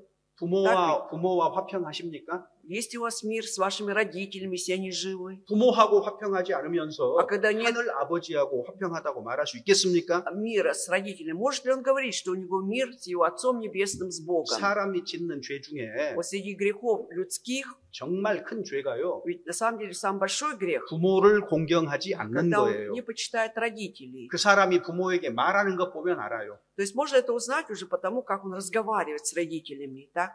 부모가 훌륭해야 존경합니까? То есть мы должны почитать их за то, что они, если они всегда такие замечательные, 부모가 마음에 Да. 들어야 공경합니까? либо они должны вам нравиться, тогда будете почитать их. 그러면 존경받을 부모 하나도 Но 없어요. тогда на этом свете ни одного родителя не найдется, который достоин был бы почитания. 훌륭하기 때문에 존경을 하는 것이 아니죠. То есть мы же почитаем не от того, что они такие замечательные. 반대입니다. Наоборот, бывает. 부모이기 때문에 존경하는 Мы 거예요. почитаем, потому что они родители. 나와 하나님의 관계는 То есть, вы знаете, вот мое отношение с Богом, 부모와 자식 관계로 하나님께서 맺었어요. то есть Бог показал, да, как через отношения наши с родителями. 그래서 부모를 공경하지 않는 사람은 결단코 하나님을 공경하는 사람 아닙니다. То есть человек, не почитающий своих родителей, мы не можем сказать, что он почитает и Бога. 구원받았다고 아무리 얘기해도 Как бы ни утверждал он, что он спасенный, 실제로 부모를 공경하지 않는 사람이 무슨 구원이요? если он на практике не почитает родителей, о каком спасении может говорить? 그건 위선이고 거짓이에요. Это просто лицемерие, это показное. 저는 모스크바 교회 식구들에게 그렇게 Вот 말합니다. я вот так говорю нашим верующим Московской церкви. 여러분, 부모님에게도 11조를 하십니까? Я говорю, а вот вы даете также десятину вашим родителям, если они уже в преклонном 수입의 возрасте? 10분의 1을 딱 떼서 드려라 그 말 아니고요. Это не значит, что вот от своего дохода прям 10-ю часть отделить, четко родителям давать. 내가 Нет. 맛있는 것을 먹을 때 Вот когда я кушаю что-то вкусненькое, 내 부모도 이렇게 Да. 이걸 드셨으면 좋겠다 생각하셔요? хотя бы у вас мысль возникает, говорю, что вот как было бы хорошо, чтобы и родители мои покушали. 어떤 좋은 것을 봤을 때 Если я что-то увижу 내 прекрасное, 부모도 이거를 가지고 Эх, 소유하고 누렸으면 좋겠다 이런 хотелось бы, 생각들 чтобы 하시냐 그 у 말이에요. родителей это было, чтобы они тоже созерцали. То есть думаем ли мы вот так? 구원받기 전에는 어떠했을지라도 Несмотря на то есть независимо от того, как мы жили до спасения, 구원받으면 если человек спасенный, 바뀌어야 됩니다. он должен меняться. 특히 Да? 말씀의 가르침을 통해서 바뀌어야 Особенно 됩니다. должен меняться в соответствии с учением слова. 사람들이요. Вот люди, 교회 안에서 노인들은 쓸모없는 사람이라고 생각을 해요. почему-то некоторые думают, что в церкви, да, уже люди старшего поколения преклонного, они ненужные люди. 그리고 나이 드신 분들도 И сами уже пожилые люди 나는 나비엔시로 산대. говорят, извините, я уже пенсионер там. 그리고 스스로 쓸모없는 사람으로 취급을 해요. И сами себя уже причисляют ненужным людям. 그게 성경의 생각입니까? Это что, Библия тоже так говорит? 그건 세상의 생각이에요. Это миру так люди думают, миру. 은퇴했다고 해서 사람의 что- 값어치가 달라집니까? От того, что человек ушел в отставку, заслуженную пенсию, да он что, теряется всякая ценность его? 나이가 들었으니까 쓸모없는 Да. 사람입니까? От того, что уже в возрасте, он что, не нужен? 그럼 никому? 성경은 왜 흰머리 앞에 일어서라고 했어요? А тогда почему Библия говорит, что да будешь ты стоять перед седой головой? 왜 그렇게 얘기했겠어요? Почему в Библии тогда нужно так говорить? 교회 안에서 어른들을 귀하게 여기고 존경하지 않는다면 Если в церкви не будем ценить пожилых людей, да и уважать их, 그런 분위기가 교회가 안 돼 있다면 если вот такой атмосферы нет в церкви, 문제잖아요. почитания, да, тогда это проблема. 그건 범죄하는 거예요. Это 범죄. приравнивается согрешению. 식사할 때도 Либо когда вкушаем пищу, 노인들이 제일 먼저. прежде всего отдаем пожилым людям. 그게 마땅하지 않겠어요? Это же нормально, да? 우리 생각을 바꿔야 돼요. То есть, если нужно менять все же 우리가 мышление. 일상생활 중에서 얼마나 하나님의 말씀의 가르침과 벗어나 있는지 Иногда мы понимаем даже в ежедневной жизни, 우리가 насколько мы 스스로 돌이켜야 됩니다. нарушаем Слово Божие, да, Его учение, да, вот поэтому нужно нам все же каяться. 우리 안에는 또 욕심 같은 게 있어요. И также 욕심. внутри нас есть такое вожделение, то есть 명예를 구하는 거예요. 명예를 жадность, 구하고. алчность, когда нам хочется 그다음에 иметь славу, 탐심, 탐욕을 가져요. почет, да, проявляем иногда жадность к 그리고 чему-то. 하나님의 영광보다는 자기 영광을 구하는 겁니다. Ищем славы своей, а не Божией. 그리고 잘못된 생각들, И вот неправильно 생각하는 방식이 мысли, 잘못됐어요. когда образ мышления уже неправильный. 사람이 교회당에 딱 들어오면은요, Но когда человек заходит в здание церкви, 겉모습으로 판단하는 거예요. он сначала будет судить внешне, так? Когда первый раз приходит, внешне судит.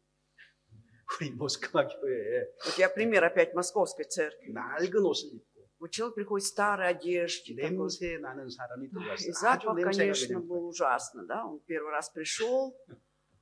만약에 여기 그런 분이 들어오면 어떻게 하실래요? Вот вы бы как отреагировали, если бы такой человек пришел к вам сегодня? 교회 자매님 한 분이 저한테 막 И 일렀어요. вот одна сестра приходит мне и доносит. 목사님, 너무 Пастор, 냄새가 나요. невозможно, слишком пахнет. 나가라고 좀.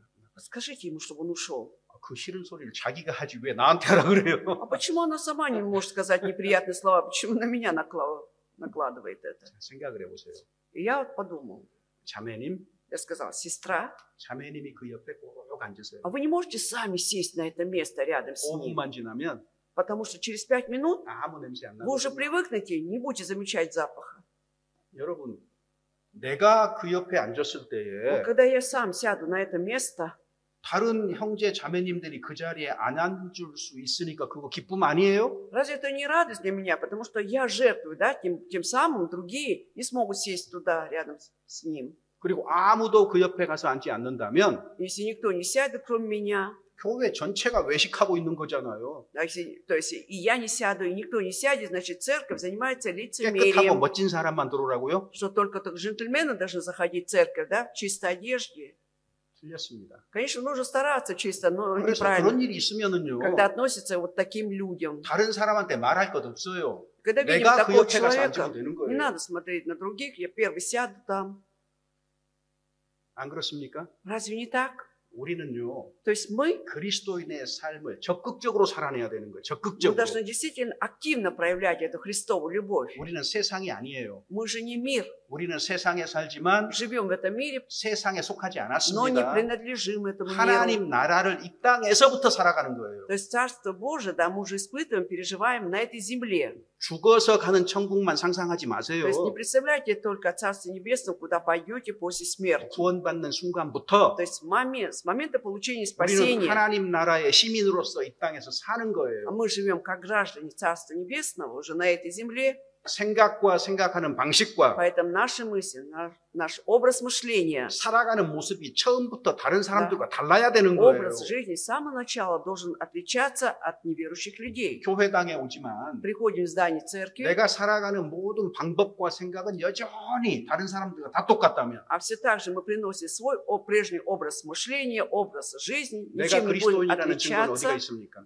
Чем мы можем доказать тогда, что мы христиане? 그리스도인은요, Ведь христиане 먼저 하나님의 영광을 구합니다. сначала ищут славы 이건 Божией. 순서가 Да? 정확해요. Это четкий порядок. 두 번째는요, Во-вторых, 다른 사람을 위해서 살아요. живут уже для других людей. 항상 다른 사람을 Да? 위해서입니다. Всегда живем для других людей. 마지막으로 나예요. И в последнюю очередь думаем о себе. 그러니까 우리가 사람들끼리, Поэтому, когда мы, 그리스도인들끼리 살면서도요, живя между христианами, 내가 бывает. 이렇게 행동하면 если я так буду вести себя, 다른 사람에게 피해가 되지 않을까, 유익이 되지 않을까 생각해야 되는 я всегда 거예요. заранее должен предвидеть, да, может быть, я принесу пользу, то есть вред другому человеку. наврежу ему, 아무 생각이 а 없어요. когда бездумно 자, 예를 живем. 한번 들어볼게요. Вот пример приведу. 자, 이렇게 의자가 쫙 있습니다. Вот есть стулья.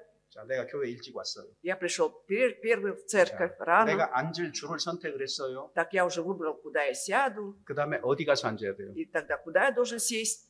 다른 사람을 생각한다면 Если бы думал о других людях, 자, 양쪽 끝에 앉는다. то я сяду по 가운데 краям. 앉는다. Либо займут посередине ряда. 어디 앉는 게 그리스도인이죠? Вот как христиане должны, какое место должны занимать по-христиански. 여러분 어떻게 하세요? А вот вы как 다른 사람을 поступаете? 생각한다면 То есть, когда мы думаем о других людях, 가운데 앉아야죠. конечно, посередине должны 그래야 занять, да? 다른 사람들이 이렇게 들어와서 для 앉을 того, 때 불편함이 없잖아요. Чтобы кто попозже придет, ему было удобно занимать крайние места. Так? 이게 작은 일입니까? Как вы думаете, это мелочь?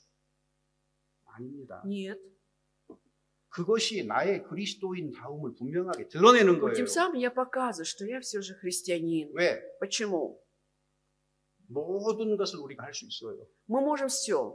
근데 Но 고린도전서에서 как Коринфянам 1 그런데 написано, 모든 것이 유익이 всё 되는 мне 것이 아니다. позволительно. 모든 것이 덕이 되는 것이 아니다. но не всем не полезно. 그러니까 Да? 다른 Не все. 사람에게 유익이 되는 쪽으로 삶을 살아가는 게 맞는 Поэтому 거예요. будет правильно для нас да, выбирать путь, чтобы приносить все же пользу для другого. 근데 우리는 아직도 죄성이 있기 때문에 Но поскольку у нас 이기적이란 말이에요. еще есть вот это 자기만 생각하고 греховная 나만 편하면 натура, 되고. мы часто бываем эгоистичны, лишь бы мне было хорошо.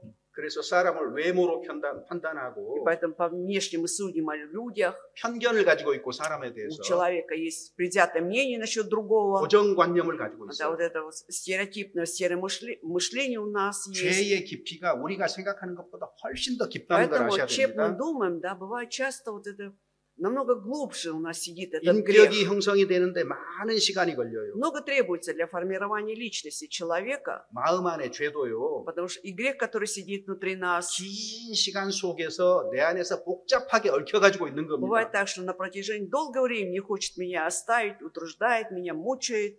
단번에 이것이 해결이 되는 것이 아닙니다. Было бы хорошо, чтобы за один момент какой-то решить этот вопрос, но не 내가 получается. 어떠한 존재인지를 생각하고 А когда мы думаем, да, что я из себя представляю, 늘 주님 뜻대로 하는 쪽으로 살아가는 훈련, 습관이 돼 и 있어야 как бы 됩니다. работая над собой, да, тренируя себя, чтобы жить все же по воле Божией. 죄인인 사람은 Вот человек грешник 반드시 회개해야 됩니다. непременно должен покаяться.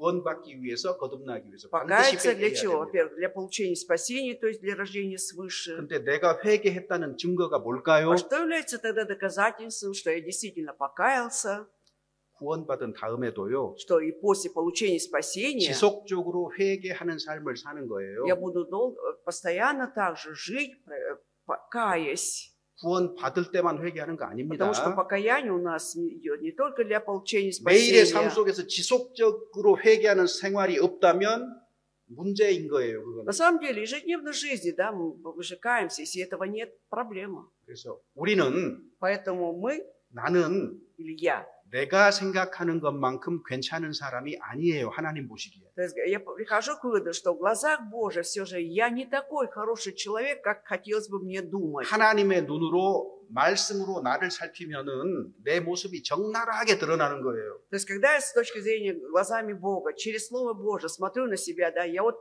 в открыто, откровенно вижу себя уже, 그래서 какой я. 거듭난 바울조차도 И Павел, рожденный свыше, 오호라 나는 공고한 자라. уже сказал себе, о, бедный я человек. 이 사망의 몸에서 누가 나를 건져내랴. Кто избавит меня от смерти тела моего?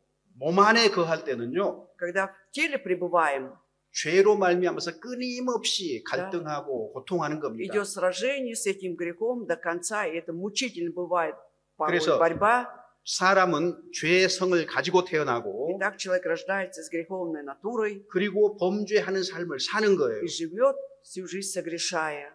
그런데 죄값이라는 게 있어요. Но есть еще плата, возмездие за 죄의 грех. 싹은 사망이라고 Что 했습니다. возмездие за грех – это смерть. 한 번 죽는 Да. 것은 사람에게 정하신 것이고 후에 심판이 있어요. Как мы говорим, что однажды положено человеку умереть, а потом суд. 진실은 Но правда в том, 죽으면 끝나는 것이 아니고 что смертью не заканчивается. 하나님의 심판대 앞에 서기 때문에 Придется встать перед судом Божиим. 반드시 거듭나야 И 된다. поэтому нужно непременно при жизни родиться свыше. 거듭나야 된다는 말을 Вот эти слова о рождении свыше, 달리 말하면 другими словами, 반드시 하나님으로부터 죄 용서를 받아야 된다. 이렇게 말할 수도 있어요. можно и так сказать, да, объяснить, что непременно при жизни ты должен получить прощение грехов своих от 의미상 Бога. 조금 차이는 있지만 같은 Конечно. 말이라고 생각해도 됩니다. Если глубоко задуматься, там нет различия, но можно приравнять их. 그래서 너희는 귀를 기울이고 내게 나와 들으라. Поэтому есть способ, да, преклоните ухо ваше и придите ко 그리하면 мне 너희 영혼이 и 살리라 그랬습니다. послушайте, и будет душа ваша 욥이 жива. 말하잖아요. Иов говорил. 나의 이 가죽 이것이 썩은 후에 Вот после того, как распадет кожа моя, 내가 육체 밖에서 하나님을 보리라. я выйду из плоти, да, и узрю Бога. 모든 성경은 우리가 죽음을 건너가면 하나님을 만난다고 강조를 하고 있는 거예요. И все книги Писания, они подчеркивают, что когда мы умрем, душа наша встречается с Богом. 그래서 사람의 타락과 부패는 И поэтому любое падение человека, его грехопадение, 우상 숭배로 나타나고 оно проявляется через идолопоклонство, 마음에 하나님 두기를 싫어하는 것으로 나타납니다. через то, что человек не хочет вместить Бога в сердце своем. 로마서 1장 К Римлянам 1 глава, 로마서 1장 21절입니다. 21 стих, страница 188. К Римлянам 1 глава, 21장에서 23절까지요. давайте с 21 по 23 стихи прочитаем. Но как они, познав Бога, не прославили Его как Бога и не возблагодарили, но осуетились в умствованиях своих, и омрачилось несмысленное их сердце, называя себя мудрыми, обезумели, и славу нетленного Бога изменили в образ, подобный тленному человеку, и птицам, и четвероногим, и пресмыкающимся. 로마의 교회가 생긴 것은 바울의 사역 때문이 아닙니다. Возникновение римской церкви, оно не было благодаря служению апостола Павла. 다른 전도자가 복음을 전해서 교회가 생긴 То 거예요. есть другие евангелисты, они проповедовали, и была поставлена церковь в Риме. 사도 바울은 이 교회에 복음을 자세하게 일러주고 싶었어요. А апостола Павла хотелось подробно, досконально донести Евангелие в этой церкви. 쭉 정리하는 논리적으로 쭉 설명을 하고 И вот он 있습니다. логически все уже определяет, 근데 объясняет. 바울의 첫 번째 말이요. И первые слова Павла 18절에 в 보면 18 стихе, 하나님의 진노가 나타난다는 что 거예요. открывается гнев Божий, говорит. 하나님의 진노가 하늘에서 나타나는 때가 있을 것이다. Что будет время, когда откроется гнев Божий с неба на всякое 하나님의 нечестие. 진노, 하나님의 심판을 말하는 겁니다. Гнев Божий, здесь речь идет о суде Божьем. 근데 누구에게 심판을 하시느냐? То кого будет судить? 불의로 진리를 막는 사람들의 모든 경건치 않음 그랬죠? С неба на всякое нечестие и неправду человеков. 영적으로 잘못된 죄에 대해서 심판한다는 То есть 거예요. суд будет за в духовном плане неправильный грех. 그 다음에 불의에 대해서라고 했으니까 이사- 도덕적인 죄에 대해서 심판한다는 거예요. Неправда, да, здесь под неправдой имеется в виду морально-нравственный грех, тоже будет судить он. 그래서 영적인 죄와 도덕적인 죄를 거론을 하고 있습니다. Это значит, здесь обсуждается духовный грех, да, и морально-нравственный 우리가 грех. 읽었던 부분은 영적인 Да. 죄를 얘기하는 То, что 거예요. мы прочитали, здесь имеется в виду духовный грех. 사람은 양심이 있고 하나님이 만드신 만물 속에서 우주 속에서 살기 때문에 하나님을 압니다. У человека есть совесть, да, поскольку он живет в творении Божьем, да, поэтому он сможет познать Бога, знать о Боге. 근데 하나님께 전혀 Да. 감사하지 않는 Но 거예요. абсолютно не прославили, не возблагодарили Бога. 그러니까 하나님을 대적하니까 Поэтому, поскольку противится 인생에서 Богу, 하나님을 제외시키니까 они исключают из своей жизни Бога, 마음이 허망해지는 и 거예요. поэтому осуетились в умствованиях своих. 생각이 어두워지는 То есть 거예요. омрачилось сердце их, мысли. 스스로 지혜 있다고 생각하는데 어리석어진다 그 말이에요. Сами считают себя мудрыми, но они несмысленные. 그래서 사람을 섬기고 И поэтому служат людям, 짐승을 섬기고 животным 벌레를 даже, 섬기고 птицам пресмыкающимся. 하나님을 이런 우상으로 바꿔버렸다 그 То есть 말이에요. вместо Бога они служат вот таким идолам. 그 하나님이 애굽에 내린 재앙에 Ты 보면은 посмотришь на казнь, через что Бог судил вот этот Египет.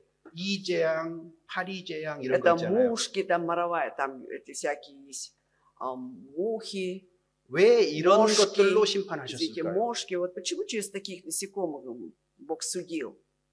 그 сказано 심판은요 были. 우상의 심판이에요. Потому что они как раз связаны с идолами вот этим вот. 애굽 사람들이 이를 신으로 섬기고 파리를 신으로 섬겼던 거예요. Как раз вот эти мошки, там всякие мухи, вот они были идолами у египтян. 그 우상 숭배하는 죄를 심판한 겁니다. Вот как раз через вот эти вот грехи, вот чем они поклонялись, Бог и судит этих людей. 이렇게 영적으로 타락하게 되면 И когда человек попадает в такое духовное грехопадение, 필연적으로 도덕적인 타락이 오는 то 거예요. есть неизбежно за этим следует морально-нравственное падение. 24절, 25절. 24-25. То и предал их Бог похотях сердец их нечистоте, так что они сквернили сами свои тела, они заменили истину Божию ложью и поклонялись и служили твари вместо Творца, который благословен во веки. Аминь. 한 사회가 타락하면 Когда идет падение одного общества, 얼마만큼 타락했느냐 알고 싶으면 если мы хотим узнать, до какой степени тут идет падение, 결혼 제도가 정상적으로 작동하고 있는가 보면 нужно 돼요. посмотреть, да, вот система брака, насколько она правильно функционирует, нормально в этом обществе. 그 다음에 Затем, 성적으로 어떤 모습을 가지고 있는가. то есть какое отношение вот как бы людям в плане полового, 자, 그 부분에 있어서 в этом плане, 러시아의 입장은요, если взять Россию, 미국이나 유럽의 입장보다 훨씬 Да. 더 건강합니다. намного здравом состоянии, чем если взять Америку или европейские страны. 동성애 허락 안 하잖아요. Уже не допускается всякие однополые браки. Так ведь? 동성애가 있거나 없거나 То есть это однополые браки или нет, 국가적으로, Но 법적으로 когда 그런 것들을 с 금하고 точки 있잖아요. зрения государства, по закону, это все запрещено. 이런 것들이 Да? 유럽이나 미국에서는 완전히 풀려 있습니다. А мы же знаем, что в Европе, в Америке там полная свобода насчет этого. 그건 자연스러운 거고 당연한 거라고 Потому что 받아들여요. они как воспринимают, что это естественно, это нормально, это природа такая. 그리고 그 결혼까지 합법화해요. Еще узаконили браки однополые. 그런 문제 생각하면은요, Когда подумаешь над этими проблемами, об этих проблемах, 우리는 훨씬 더 건강하다고 저는 то считайте, 생각합니다. что у вас намного здравое общество. 그렇다고 해서 Но это не значит, что 우리가 도덕적으로 훨씬 뛰어나다 제가 이렇게 말하는 건 что в 아니에요. морально-нравственном плане мы превыше всего-то, лучше других. Трудно 도덕적인 сказать. 타락은 전 세계적이에요. Потому что морально-нравственное падение, да, оно по всему миру сейчас. 영적으로 무너졌기 때문이에요. От чего? Потому это результат духовного падения. 28절입니다. И 28 стих, 28절에서 31절. и по 31. «И как они не заботились иметь Бога в разуме, то предал их Бог превратному уму делать непотребство. Так что они исполнены всякой неправды, блуда, лукавства, крестолюбия, злобы, исполнены зависти, убийства, распри, обмана, злонравия, злоречивые, клеветники, богоненавистники, обидчики, самохвалы, горды, изобретательны на зло, непослушны родителям, безрассудны, вероломны, нелюбовны, непримиримы, немилостивы». 마음에 하나님 두기를 싫어하면은 Когда человек не заботится иметь Бога в разуме, 하나님이 그대로 내버려 두시는 то 거예요. Господь предает их, оставляет их 심판에 나아가도록 하시는 для 겁니다. того, чтобы они в итоге пришли на суд Его. 그러니까 끝까지 고집하면 그러신다 그 То есть, 말이에요. когда человек будет до конца упрямиться, он придет к этому. 일정하게 돌이킬 기회를 주시지만 Конечно, Бог будет давать шанс покаяться, 끝까지 고집하면 обратиться к Богу, но если 심판으로 내모십니다. до конца будет упрямиться, Бог все пускает на 자, самотек, 그러니까 и 보세요. он придет в суд. 하나님을 마음에 두기 싫어하니까 Когда человек не заботится иметь Бога в сердце, разум, 하나님을 잃어버린 마음을 가지고 있어요. значит, в сердце своем он уже забыл о Боге. 그러니까 그 하나님이 있는 그 자리에 И вместо 죄가 Бога 가득 들어 있어요. все заполняется, все это грехом. 그래서 불의, 추악 이런 것들이 마음에 가득한 자요 그랬잖아요. Поэтому он говорит, что исполнен уже сердце неправды, блуда, там, лукавства и так далее. 또 이런 저런 것들이 마음에 가득하다 그랬어요. Что это все исполнено сердце всем этим. Да? 가득한 것들은 밖으로 나올 수밖에 없어요. А когда исполнено все уже, переполнено, да, и остается только выходить наружу. 여러분, 인간은 Посмотрите, человек, 그 사람의 생각이에요. он что представляет? То есть его мысли и есть этот человек. 한 мы 사람의 говорим, да? 인품과 인격은 그 사람의 То 생각입니다. есть, когда мы хотим узнать о человеке, о личности его, смотрим, о чем он думает. 어떤 생각을 하느냐 О чем он думает, 이것은 반드시 행동으로 나오게 돼 это 있어요. все 결국은 равно потом в итоге выльется поступки 그러니까 его. 생각부터 그리스도인은 단속해야 됩니다. Поэтому 마음부터 христиане, 단속을 해야 되는 начиная 거예요. даже с сердца, уже с мысли, контролировать все. 단순하게 손발로 죄를 안 짓는다만 생각하면 안 돼요. Нельзя просто думать, да, я же не согрешил там руками, ногами и все. 이거는 드러나는 현상에 Это 불과해요. нужно понимать, что это результат того, что у тебя есть внутри. 생각을 통제하지 않으면, А когда мы не будем контролировать свои мысли, 마음을 붙잡지 не 않으면 будем контролировать свое сердце, 행위로 옮겨지지 않았어도 даже если ты это не выразил поступками, 때가 делами, 되면 반드시 행위로 옮겨질 것이고. все равно придет когда-то время, мы это выразим в поступках и делах. 자, 여기 지금 우리 로마서에도 И 보면은 также к римлянам здесь 이런 것들이 마음에 가득해요. все это исполнено сердце наше, 그러니까 сердце. 실제로 짓는 죄들을 쭉 얘기하는 Поэтому 겁니다. конкретно тут указаны грехи, которые человек на самом деле совершает. 교만한 자요 그랬습니다. 교만한 자요. Видите, Риса? 거기 30절에 В 30 стихе. Вот гордые, тут 자, написано, 교회 самохвалы. 안에서도 И в церкви 교만할 수 있습니다, 여러분. человек может загордиться, вы знаете, да? 내가 성경을 더 많이 알아요? Что я больше знаю Библии, чем другой. 그러면은 알지 못하는 사람들에게 높은 마음 품을 수도 있잖아요. То само собой возникает какое-то высокомерно какое-то мнение, что я же больше знаю, чем другие. 그래 다른 사람 위에 있을 수 있잖아요. И ты можешь другого себя ставить ниже себя. 왜 그런 줄 아세요? А знаете, почему так происходит? 성경을 잘못 읽었기 때문에. Потому что неправильно прочитал Библию. 잘못 읽어서 그런 거예요. Неправильно изучаете эту книгу, получается. 성경을 올바로 읽었다면 Если бы правильно читал 성경은 Библию, 예수님을 말하기 а 때문에 Библия же говорит об Иисусе, 그 마음이 온유하고 겸손한 쪽으로 바뀌게 돼 и про 있어요. Иисуса скажет, что Он кроток и смирен, значит, и мы будем такими, 근데 должны быть. 내가 더 알기 때문에 Но поскольку я больше все же 내가 знаю, 신앙적으로 더 우월하다고 생각하는데요. считаю, что в духовном плане я выше других, 그런 생각이 있다면 когда есть такие мысли, 신앙이 지극히 초보적이고 어리다는 걸 아셔야 на самом 됩니다. деле мы должны знать, что его вера делает только первые шаги, она младенческая еще. 왜? Почему? 많은 것들을 담았는데 Что много, что он заполнил свое 그의 행위는 сердце, а поступки его 그 지식과 다르잖아요. отличаются от его знаний. Также мы видим диссонанс. Так? 위선입니다. Значит, это лицемерие. 하나님은 가증하다고 얘기합니다. Лукавство. Бог говорит, что 구원받은 사람도 어느 순간에 그렇게 된다니까요. это мерзость, Бог скажет. Да? Но мы должны иметь, что у спасенного человека тоже может быть такое в 많이 какой-то 아는 момент. 사람은요. Человек много знающий, 책임이 아주 커요. на самом деле несет большую ответственность. 아는 대로 행해야 Да? 되기 때문에. Потому что познание он должен и жить, и 그리고 поступать. 성경을 많이 안다는 것은 좋은 거지만 Это хорошо, конечно, когда много знает о Библии, по 성경을 Библии. 많이 하는 그것 자체가 그 사람의 인격이고 신앙의 분량이 되는 건 아니에요. Но это не значит, что он много знает Библии, это есть выражение его личности, что действительно он является настоящим христианином. 많은 사람이 그런 착각을 합니다. К 교회 안에서. сожалению, многие 그런 시기를 люди 거쳐요. заблуждаются, они проходят через вот этот этап, 자, 그래서 여기 교만한 자요. поэтому гордые, 아까 самохвалы, 얘기한 대로 부모를 거역하는 자요. и как я говорил, что те, которые противятся своим родителям, 무정하고 무자비하다. злоречивые, клеветники, там, в общем, бывают безрассудные, 자, 32절 вероломные. 읽어봅시다. Теперь 32 стих прочитаем. Они знают праведный суд Божий, что делающие такие дела достойны смерти. Однако не только их делают, но и делающих одобряют.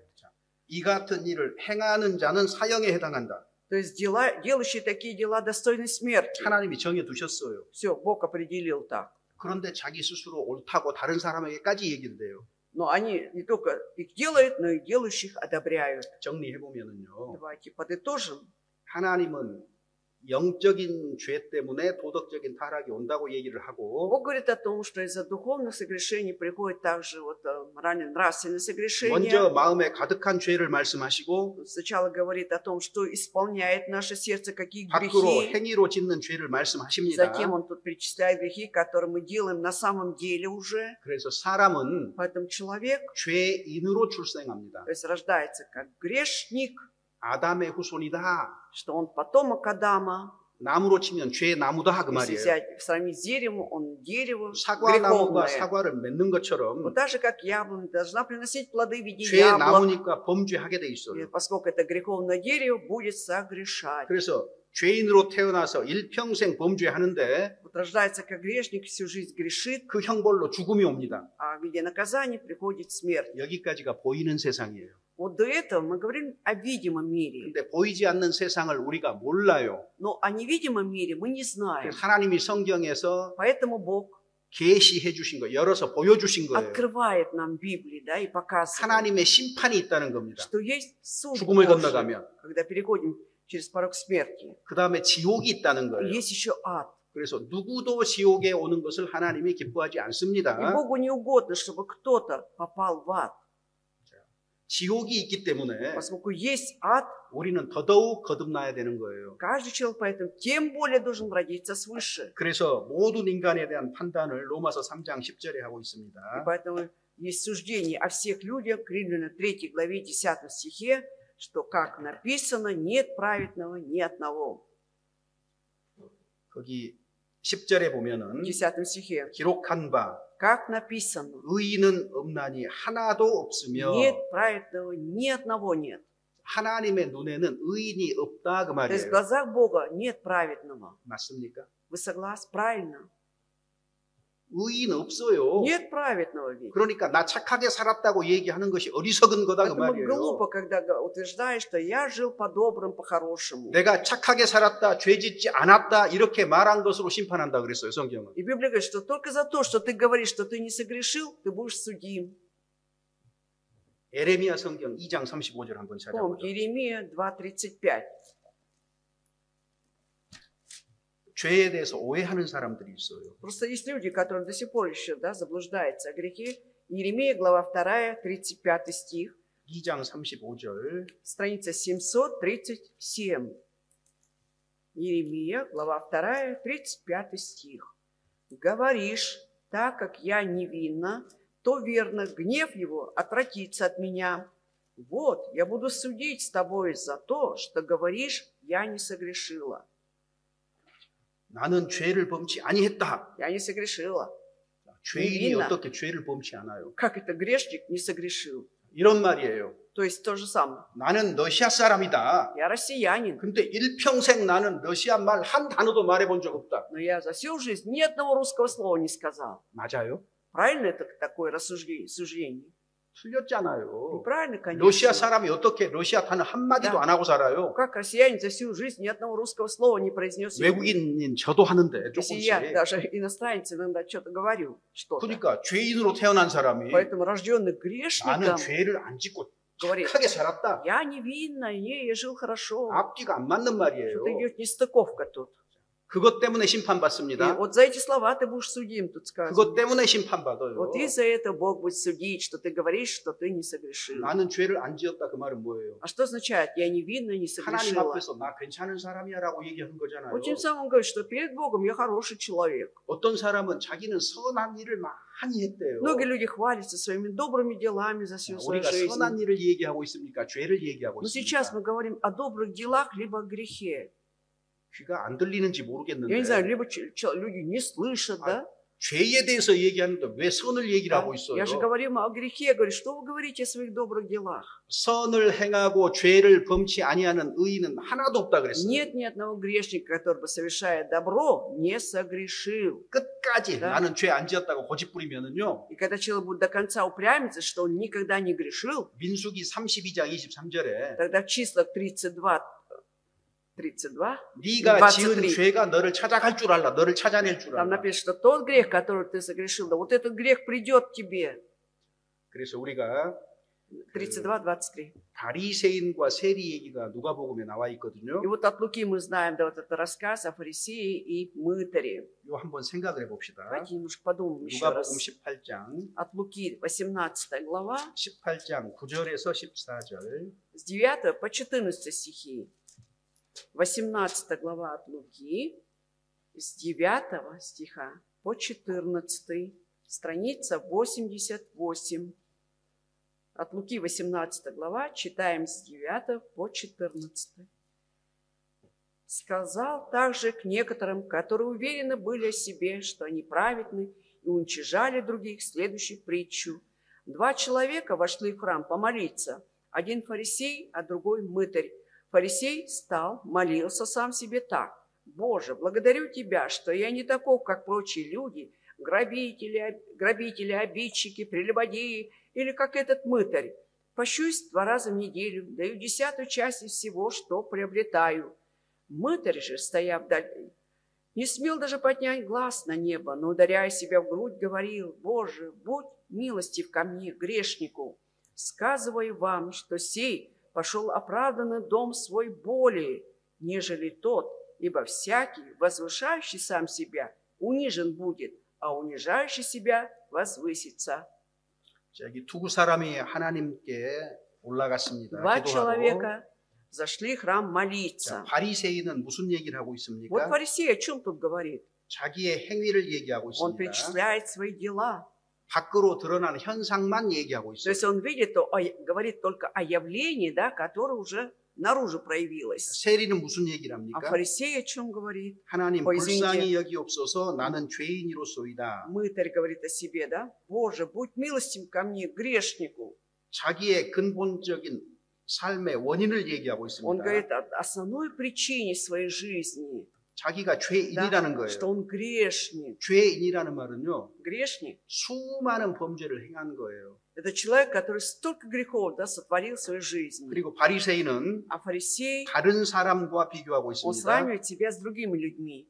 다른 사람과 같지 Что 않습니다. я не такой, как все остальные. 저 세리하고도 같지 않은 것을 Я 감사한대요. благодарю, говорит, что я не такой, как этот мытарь. 세리는 누구하고 비교하죠? А фарисей кого сравнивает? 자신을 하나님과 Да? С 비교했습니다. кем себя сравнивает? С Богом сравнивает. 거룩하신 Да? 하나님 앞에 자기를 세우니까 И когда он стоял перед святым Богом, 가슴을 치고 무릎을 꿇을 Да. 수밖에 없지 ему ничего 않겠어요? не оставалось, как бить себя в грудь и 여러분, преклонить колени. 성경에서 죄의 문제는 Вы знаете, в Библии, да, вот этот вопрос с грехом, 다른 사람과 비교를 하는 게 아니에요. да не надо тут сравнивать с другими людьми. 심판자가 하나님이시기 때문에 Поскольку судья есть Бог, 하나님의 거룩한 성품과 자신을 비교를 해야 됩니다. надо себя сравнивать, да, со святыми качествами Бога. 하나님 앞에 Вот. 지금 설 수 있는 사람이 누가 있어요? Кто-нибудь из вас найдется, который может смело встать перед Богом, да? 심지어 구원받았다고 하는 사람도 지금 설 수 있겠습니까? Вот даже вот спасенные люди могут стать вот смело перед Богом. 그러니까 방법이 없어요. Поэтому другого способа нет. 하나님, 제게는 아무런 방법도 없습니다. Как 이 문제를 сказать, да? 해결할. Господь, я сам никак не могу решить эту проблему. 오직 하나님이 Да? 내게 자비와 긍휼을 Да. 베풀어 주십시오. Только Ты, Господь, прояви ко мне милость, милосердие, ко мне 하나님 жалость. 불쌍히 여기옵소서. Помилуй меня, пожалей 나는 меня. 죄인으로서이다. Я грешник перед Тобою. 하나님이 이걸 기뻐하시는 Вот 거예요. это будет угодно Богу. 결국 И в итоге, 이 세리가 하나님은 의롭다 이렇게 얘기하셔요. то есть Бог скажет, Господь скажет про этого мытаря, что ты праведен 그래서 отныне. 구원자, 거듭난 사람은요. Поэтому рожденный свыше человек, спасенный, 언제나 자신의 범죄를 통해서 вот всегда через свои согрешения 자신의 죄인됨을 인정을 해요. должен признать, да, что он грешник. 그리고 하나님을 향해 서서 И 하나님께 поворачивается 긍휼, Богу 자비를 구하는 거예요. 이 공심을 ищет. 구하는 거예요. милости, милосердия, жалости и помощи от Бога. 이것이 합당한 회개입니다. Это есть достойное покаяние. 오해가 있는데 Вот есть неправильное 어떤 понимание. 사람은 10계명을 잘 지키면 되는 줄로 생각을 Кто-то 해요. думает, да, что нужно хорошо соблюдать 10 заповедей. 10계명은 А ведь 10 заповедей, 그것을 지킬 수 없다는 것을 알려주시기 위해서 주신 они 거예요. даны нам для того, чтобы мы поняли в свете этих заповедей, что мы не сможем их исполнить. 지키려고 하면 할수록 지킬 수 없다는 걸 알게 Чем 됩니다. больше будет стараться исполнить, он приходит к выводу, что не сможет 로마서 исполнить. 7장 К римлянам 7 глава, 12절 12 стих. 7:12 к римлянам.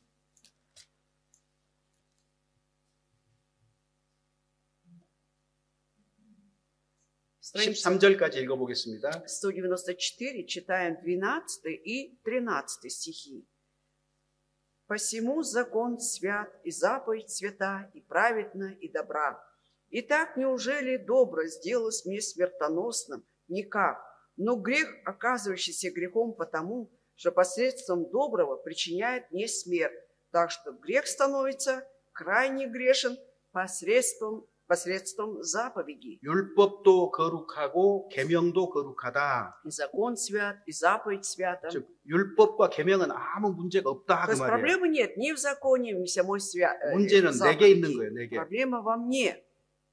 죄가 죄로 드러나도록 하기 위해서 선한 그것들로 나를 죽게 만들었다. что посредством доброго причиняет мне смерть, а что грех становится крайне грешен 계명을 посредством. 주신 이유는 Для чего тогда заповеди даны? 죄를 알도록 하기 Чтобы 위해서요. я познал грех. 자, 로마서 3장 3 глава к римлянам, 19절 19 стих, 3:19.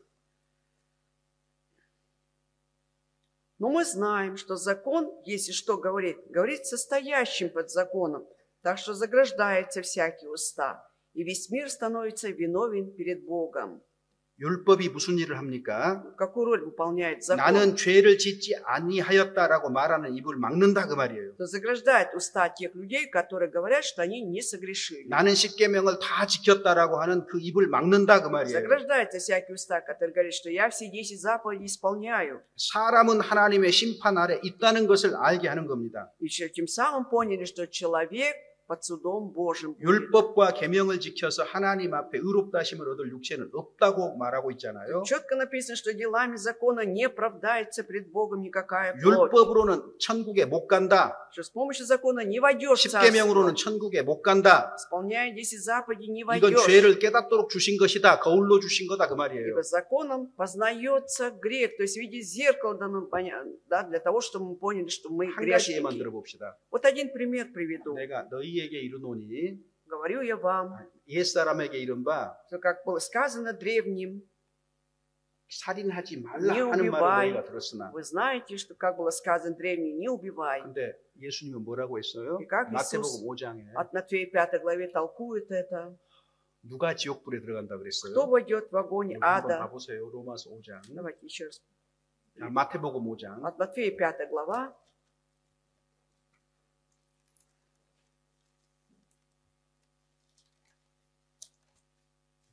Страница 5.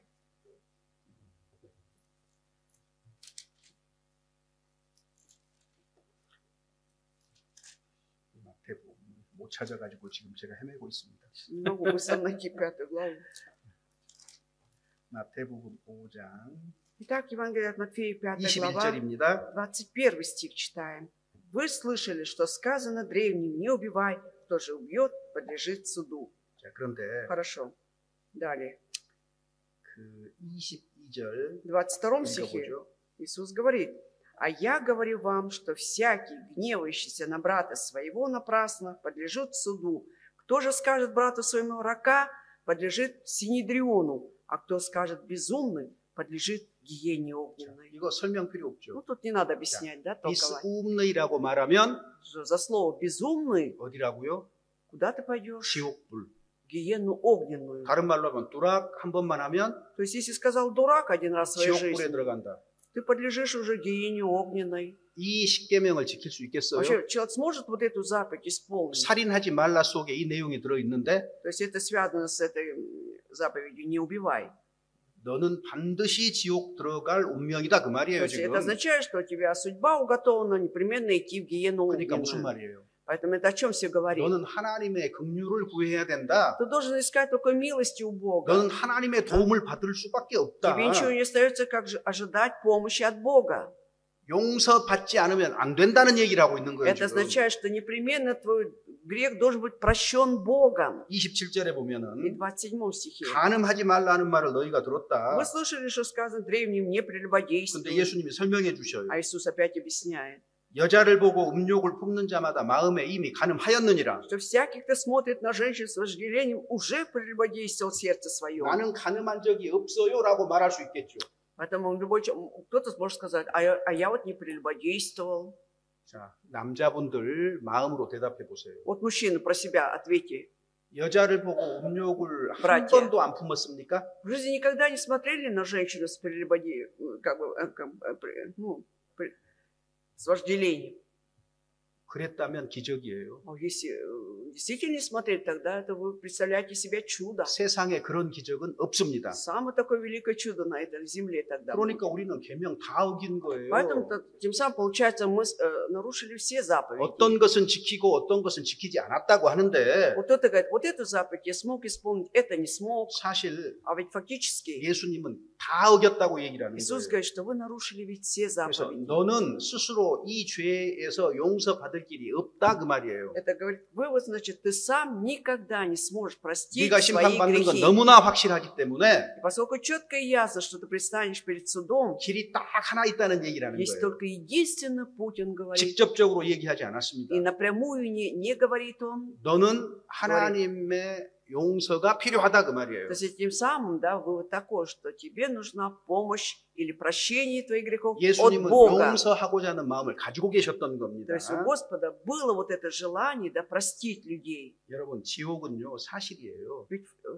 ад действительно существует. 누가복음 16장에 부자와 나사로 얘기가 От 나오는데요. Луки 16 главе там речь идет, да, есть рассказ о богаче и Лазаре нищем. 예수님이 말씀하실 때 Когда Иисус говорил, 실제로 사람 이름을 말한 것은 여기가 처음이에요. именно в этой притче впервые он приводит людские имена. 한 농부가 밭에 씨앗을 뿌리러 갔는데 그냥 한 농부라고 해요. Он говорит, когда он другие притчи приводил, просто говорил, один земледелец там. 근데 부자와 거지 나사로라고 이름을 А 딱 тут он 얘기했어요. говорит, богатый и нищий Лазарь, говорит, да? 왜 이렇게 했을까요? Почему он так имя приводит? 나사로는 실제 인물입니다. 실제 Значит, 인물. Лазарь по-настоящему действительно 이건 жил. 비유가 아니에요. Это реальное лицо, это не притча. 그런데 Но 나사로는 этот Лазарь 아브라함의 품에 들어가고 оказался на лоне 부자는 Авраама, 음부에서 고통받는다 그랬잖아요. а вот богатый, он страдает и мучается в этом 이건 преисподнем. 실제 있는 사건을 얘기하는 거예요. Значит, это реальное событие было.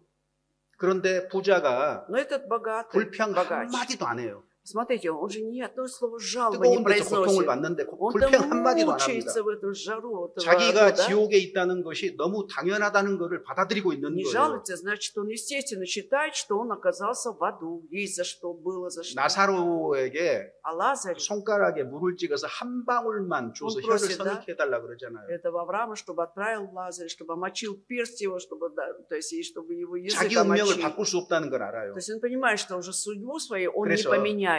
내 형제 다섯이 있는데 Еще говорит, что вот у меня 5 братьев там живут. 나사로를 살려가지고 보내시라 그 말이에요. Оживи этого Лазаря, отправь его. 이 고통받는 Да? 것에 오지 않게 하소서. Чтобы они также не пришли на это место мучений.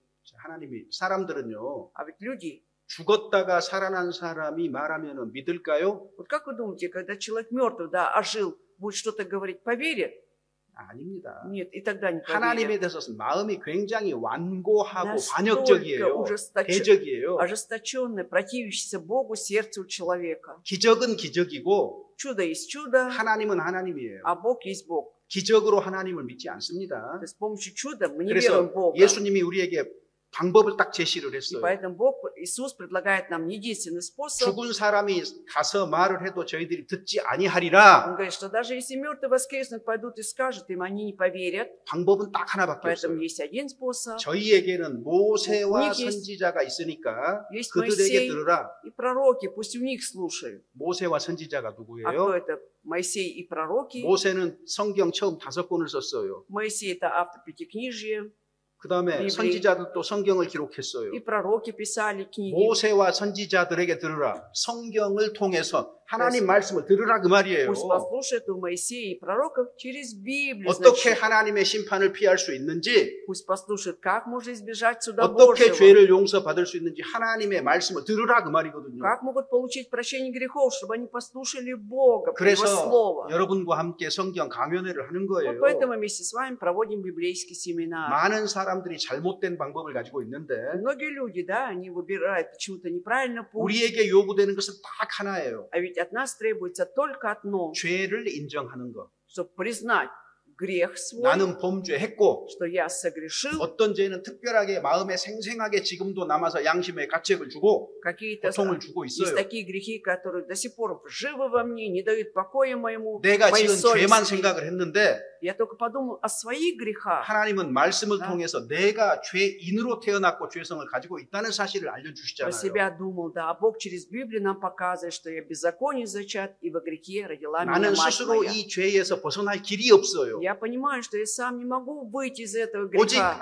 하나님으로부터 긍휼을 입어야 돼요. Я должен быть, облечься, да, вот этой жалости, милости Божией. 하나님의 은혜를 입는 길밖에 없는 겁니다. Остается только получить благодать от Бога. 잠언은요, И вот притчи 자기의 죄를 숨기는 자는 형통치 못할 것이다. говорит о том, что скрывающий свой грех не может быть 근데 успешен. 죄를 죄를 자복하고 버리는 자는 불쌍히 여김을 받을 것이다. Но исповедующий в своих грехах, да, он получит милость от 우리가 Господа. 할 수 있는 건 딱 한 가지예요. Поэтому нам остается только одно: 하나님 불쌍히 여기옵소서. сказать: Господь, будь милостив ко 나는 мне, 죄인으로소이다. грешнику. 여러분 단 한 번도 기도해 본 적 없어도 Даже если кто-то еще ни разу не молился, 내가 죄인인 게 но 틀림없다면 если он точно признает, что он грешник, 하나님 불쌍히 여기옵소서 나는 죄인으로소이다. должен попросить у Господа милости, пожалеть его, что он грешник. 최소한 내 입을 통해서 Минимум через мои уста. 하늘을 향해서 기도해 보세요. Вот попробуйте, да, обратиться, смотреть на небо и 그 помолиться. 마음 가운데 주님이 은혜를 베푸실 수 있습니다. И Бог узрит ваше сердце, да и даст благодать вам. 그래서 회개하라고 우리에게 요구하시는 И 거예요. поэтому есть у нас